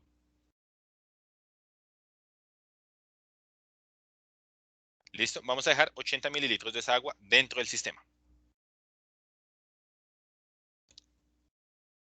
¿Qué pasa con los otros 160? Van a salir. ¿A dónde van a salir? Al glomérulo. ¿Listo? Entonces miren, tenemos dos cuadritos de agua, 1 y 2, 160. ¿El cuerpo necesita glucosa, sí o no? Sí, pero 30 gramos es mucha azúcar. ¿Ustedes se comerían 30 gramos de azúcar hacia mordiscos?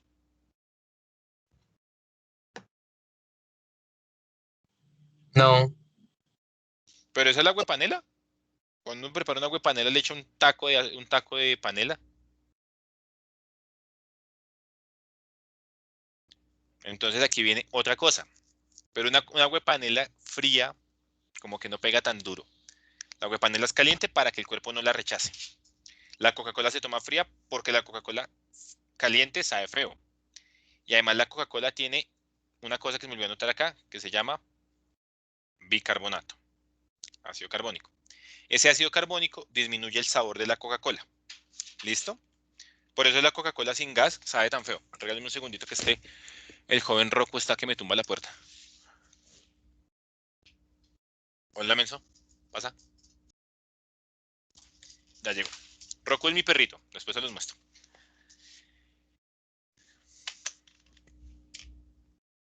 Entonces, ¿necesitamos azúcar en el cuerpo, sí o no? Claro que sí. ¿Toda esa azúcar? De pronto no. Entonces, una parte de ese azúcar va a quedar en la circulación y otra parte va a salir aquí en la orina. ¿Listo? ¿Necesitamos sodio? ¿Sí o no? sí, Claro que sí necesitamos sodio, pero no todo ese sodio. Entonces, una parte de ese sodio también va a salir. Y esto de aquí, muchachos, yo lo llamo el primer filtrado.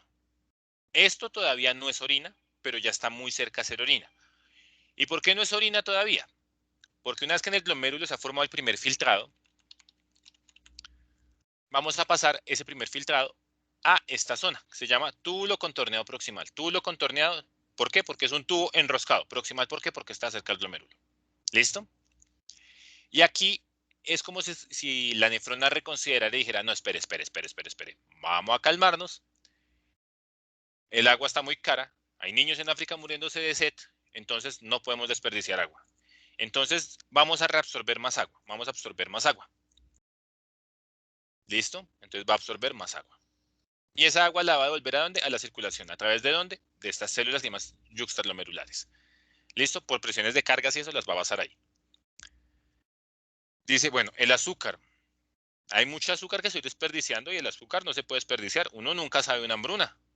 Uno nunca sabe que nunca vuelva a tomarse una Coca-Cola. Entonces guardemos el azúcar. Y aquí en el túbulo contorneado proximal y el asa de Henle va a reabsorber más azúcar. ¿Listo?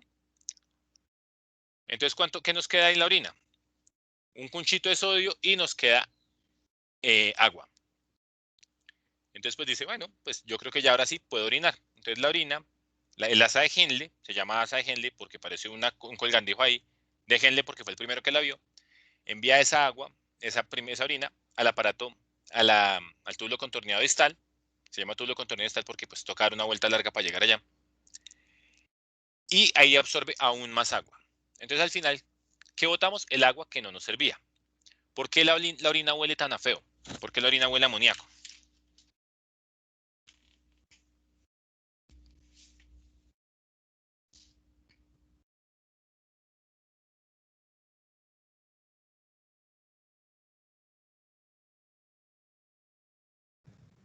Pues porque sale el amonio del cuerpo.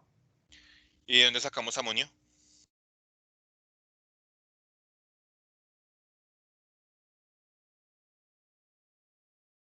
De la misma comida que comimos. Exactamente. Acuérdense que los aminoácidos son producto de la desintegración de las proteínas. ¿Listo? Entonces es por eso que la orina tiene un olor a amoníaco. El amoníaco en realidad es una molécula muy pequeña. Si ustedes recuerdan el amoníaco que es NH3, si mal no estoy. Sí, porque óxido nítrico es NO. Amoníaco es NH3. 3 partículas de hidrógeno, una de nitrógeno. Los aminoácidos pues van con una colita ahí, pero son partículas muy pequeñas. ¿Listo? Entonces, ¿qué pasa con los diabéticos? Si ustedes se fijan, todo el azúcar yo la devolví a la sangre. Ya después la materia en otro lado. Pero cuando las concentraciones de azúcar son tan grandes y el poro se inflama y supera la presión del poro, el azúcar por sus cargas eléctricas, va a salir azúcar en la orina. Por eso los diabéticos orinan azúcar. ¿Listo? ¿Claro hasta ahí cómo se forma la orina? ¿O alguien tiene alguna pregunta respecto a la orina? No, señor. Listo.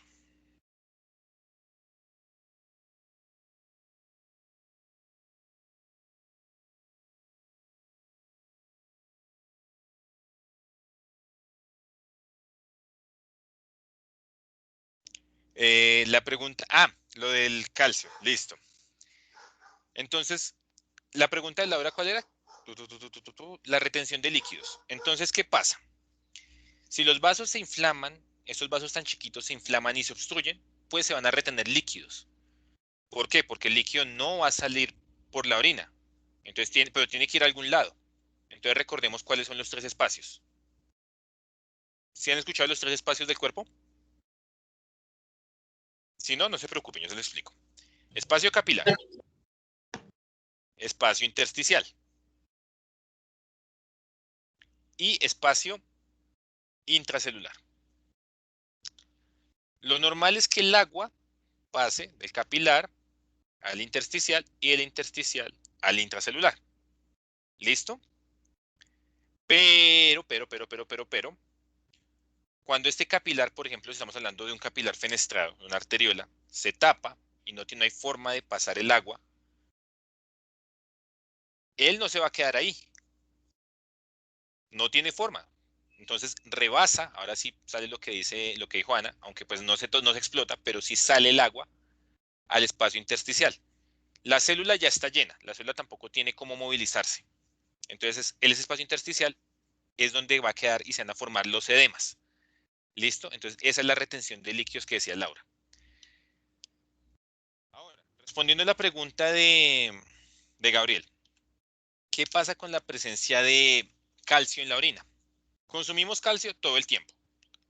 ¿Solo en la leche? No, hay muchos alimentos que tienen calcio, entre ellos incluimos el arroz y las verduras. ¿Listo?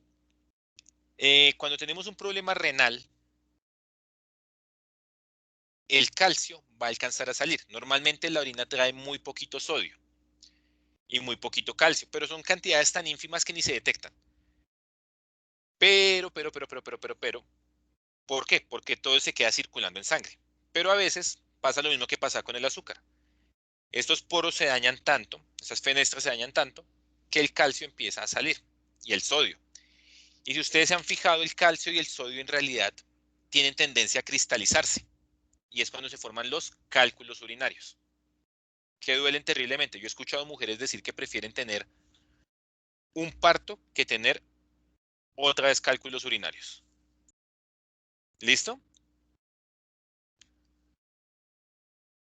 Listo, Gabriel. Si una persona se orina en la cama, bueno, clara la pregunta de los cálculos y de la presencia de calcio en la orina, Gabriel, ¿qué se hace?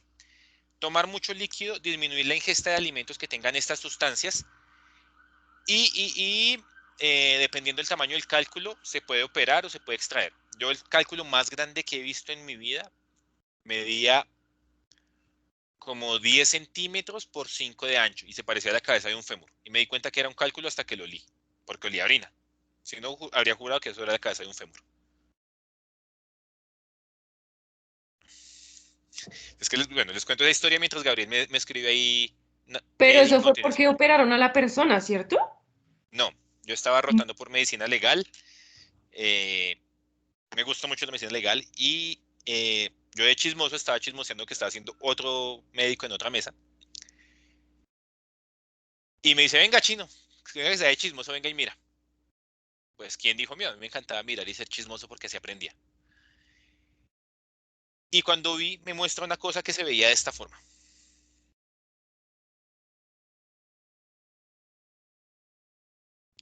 Tenía textura de hueso. Tenía la forma de un hueso. Tenía el color de un hueso. Pues, ¿qué era? Un hueso, le dije yo. Pues eso es un cálculo, eso es la cabeza de un fémur. Me dice, pero es que como quites el tapabocas. Me dijo, primero quites el tapabocas. Yo me quité el tapabocas. Olía a puro amoníaco. Era un cálculo renal. Bueno, un cálculo urinario que estaba alojado en la vejiga de un paciente habitante de calle. Imagínense el dolor de este pobre hombre para orinar, porque esa vaina estaba dentro de la vejiga y tenía filo.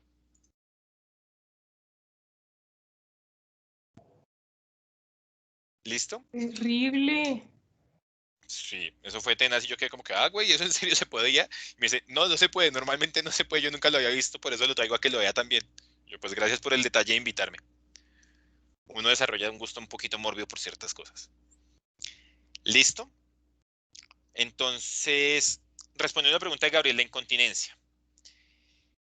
Dependiendo de la edad de la persona, Gabriel, la incontinencia puede ser por varias causas. Si la persona es un niño, hay que buscar o que el niño está siendo maltratado o el niño es víctima de abuso, ya sea físico o sexual, o el niño tiene miedo. ¿Listo? Lo primero que aprendemos a hacer y nuestra primera muestra de independencia como seres humanos, ¿qué es? ¿Aprender al baño? Ir al baño. Al menos avisar que necesitamos ir al baño. Cuando un niño se siente vulnerado, o se siente, no, o es vulnerado, siente que perdió esa independencia. Y esa pérdida de su independencia le va a generar que tenga incontinencia. ¿Listo? También hay chinos que pues no les han permitido ser independientes porque la mamá es muy sobreprotectora y desarrollan incontinencia. Si no está la mamá por ahí, no sienten en confianza para decirle a alguien que los ayude, que necesitan ir al baño y desarrollan la incontinencia. En mujeres, pues lo que hablábamos ahorita de la abuelita. Y pues en mujeres embarazadas, pues imagínense, un chino bueno, mi sobrinita nació en noviembre y esa china nació pesando como unos 5 kilos. Y mi cuñada es bajita, entonces pues imagínense ese chino de 5 kilos y no le presión todo el tiempo a la pobre vejiga, pues esta mujer mantenía con incontinencia todo el tiempo y corra para el baño. En hombres, la incontinencia se puede deber a la próstata. El dolor a la micción se puede deber a la próstata que está generando presión sobre los ureteres y en casos muy graves puede generar un crecimiento de la próstata hacia el área de la vejiga, generando incontinencia. ¿Listo? También pues hay una pérdida de la fuerza y del tono del piso pélvico, tanto en hombres como en mujeres, por sedentarismo, y eso puede generar también dolor y puede generar incontinencia. Entonces tendríamos que hablar de cuál es el caso, ¿listo?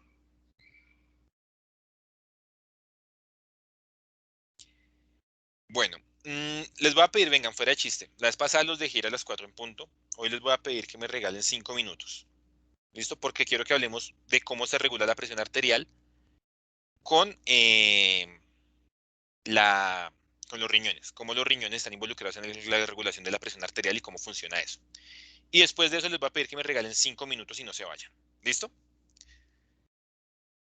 Entonces, ¿alguna pregunta hasta aquí de cómo se forma la orina y de los cálculos?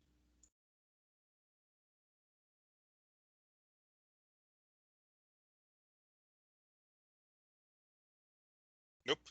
Listo. ¿Los demás cómo van? Oigan, 3B, ¿cómo van que están callados hoy? ¿Qué pasó?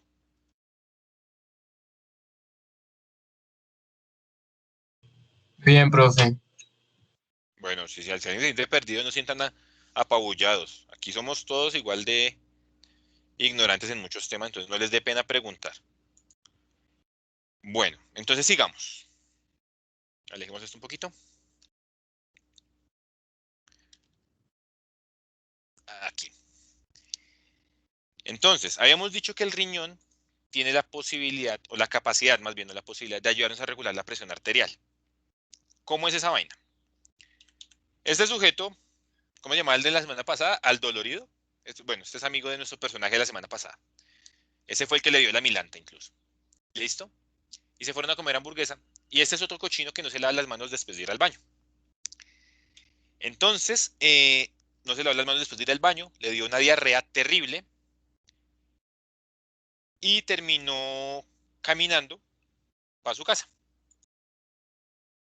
Eso, es Lancelot, algo así. Bueno, si ese era Lancelot, ese es Galahad. Galahad era otro de los caballeros de la mesa del rey Arturo. ¿Listo? Y este loco, tan de malas que lo agarró una diarrea tenaz. El cabezón. Le dio... Espere que se dio garra. Le dio una diarrea súper tenaz. ¿Listo? Y no alcanzó ni siquiera a llegar al baño. Entonces la embarró. Cuando uno tiene diarrea, ¿cuál es el mayor problema de tener diarrea? La deshidratación. ¿Listo? Porque está perdiendo agua que no está siendo absorbida en el intestino grueso. Lo hablamos la semana pasada. ¿Listo? Entonces está perdiendo mucha agua. Para colmo de males, como era quincenas, es que los ladrones se rebotan en las quincenas y lo robaron. Pues le metieron su puñalada y empezó a sangrar. Toda la sangre del cuerpo tiene que pasar por el hígado para metabolizar todos los nutrientes. Pero el hígado tiene unos sensores y al notar que no hay nutriente, que no hay sangre suficiente, él pega un grito al cielo. Y ese grito se llama angiotensinógeno. ¿Qué significará esa palabra angiotensinógeno? Descompónganla. Acuérdense que si no saben una palabra, la etiología de la palabra les da pistas. Tensión. ¿Listo? Tensión. Tensión. ¿Listo? Entonces vamos a descomponer palabra por palabra. Entonces, angio, tensino, geno. Listo. Entonces, tensino, tensión. Muy bien. Angioconducto. Casi. Angio es vaso. ¿Listo? Y geno. ¿Cuál es el primer libro de la Biblia? El Génesis, el principio. El de origen. ¿Listo? De hecho, bueno, grupo 3B, 3A creo que no lo sabían. Yo estudié en un colegio de curas y teníamos énfasis en filosofía y en otras cosas, y en ciencias humanas. Y pues nos gustaba mucho aprender latín y cosas en griego, entonces eso le da a uno una pista, y es un truco que me aprendí yo, que si yo no sé algo, el nombre me da pistas de lo que hace. Entonces, ¿qué hace el angiotensinógeno? El angiotensinógeno es una sustancia, es una proteína, perdón, bueno, sustancia, proteína, la misma vaina, que va a estimular la contracción de los vasos, el aumento de la tensión arterial. ¿Listo? Pero solo es el origen, no hace mayor cosa. El riñón también es muy sensible a que no haya sangre. Lo hablamos cuando hablamos de RCP. Este es un histérico, yo también lo dije hace un momento. Cuando a él no le llega sangre, él libera una sustancia que se llama renina. Y entonces el grito en el cielo que pegan estos dos se va a escuchar como si fuera angiotensina 1. ¿Listo? Esta cosa todavía no es activa. Hasta que los pulmones, que son otros histéricos, aunque no tan histéricos, liberan una enzima que se llama enzima convertidora de angiotensina y convierten la angiotensina 1 en angiotensina 2. ¿Listo? La angiotensina 2 va a hacer que haya una vasoconstricción. ¿Y para qué hacemos vasoconstricción? ¿Para qué este loco haría una vasoconstricción?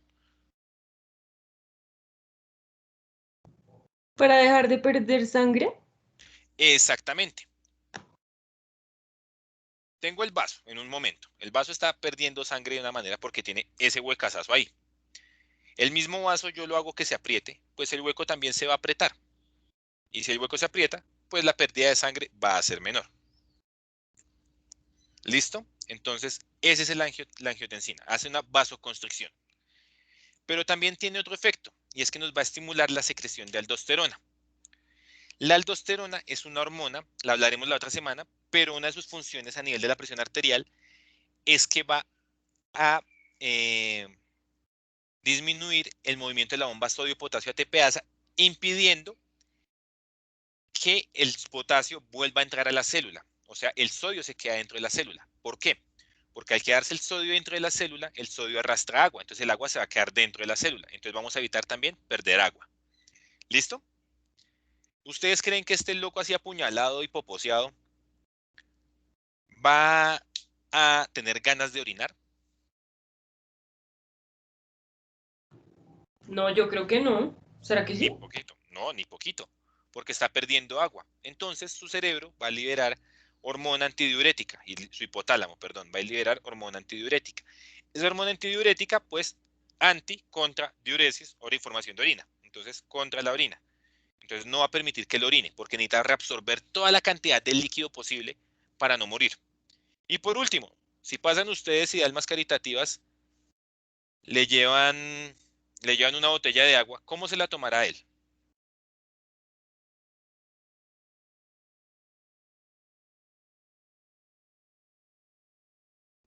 Con afán. Con afán. Claro, tiene una sed de grandes cantidades porque está perdiendo agua y su cuerpo le dice, loco, tome agua que se va a morir. ¿Listo? De manera que este sistema, se llama el eje renina-angiotensina-aldosterona, va a ser usado en la farmacología para controlar la presión arterial. ¿Y cómo la controlamos? Vamos a tener medicamentos que se llaman los IECA, inhibidores de la enzima convertidora de angiotensina. Son los que terminan en april.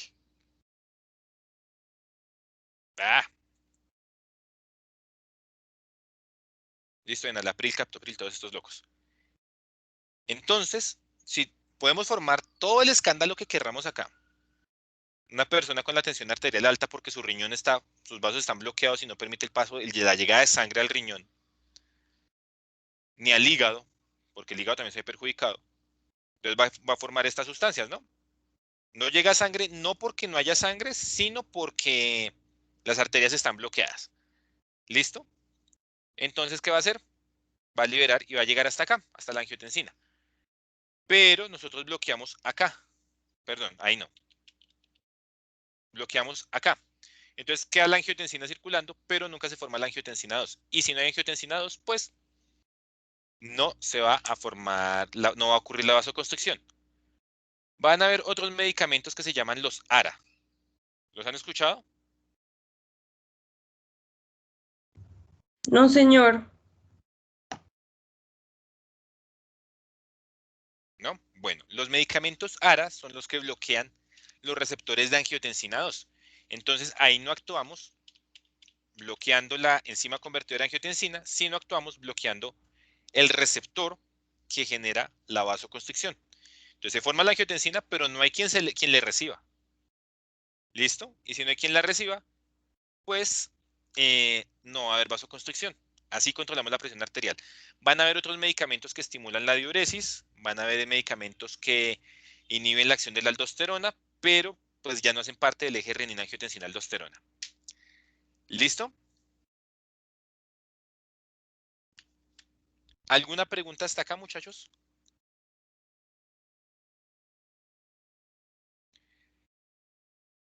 Sí. Básicamente, Gabriel, darle más agua. Aunque pues ya una puñalada como esta, pues toca ponerle suero endovenoso para que no tenga que hacer todo el tránsito por el intestino y el estómago, sino directo a la sangre. Pero sí, claro que se puede. Mientras esté consciente, ¿no? Si está inconsciente, pues ya para qué le vamos a dar agua, lo podemos desahogar. ¿Listo? Bueno, voy a apagar la grabación porque la clase pasada me quedó supremamente larga.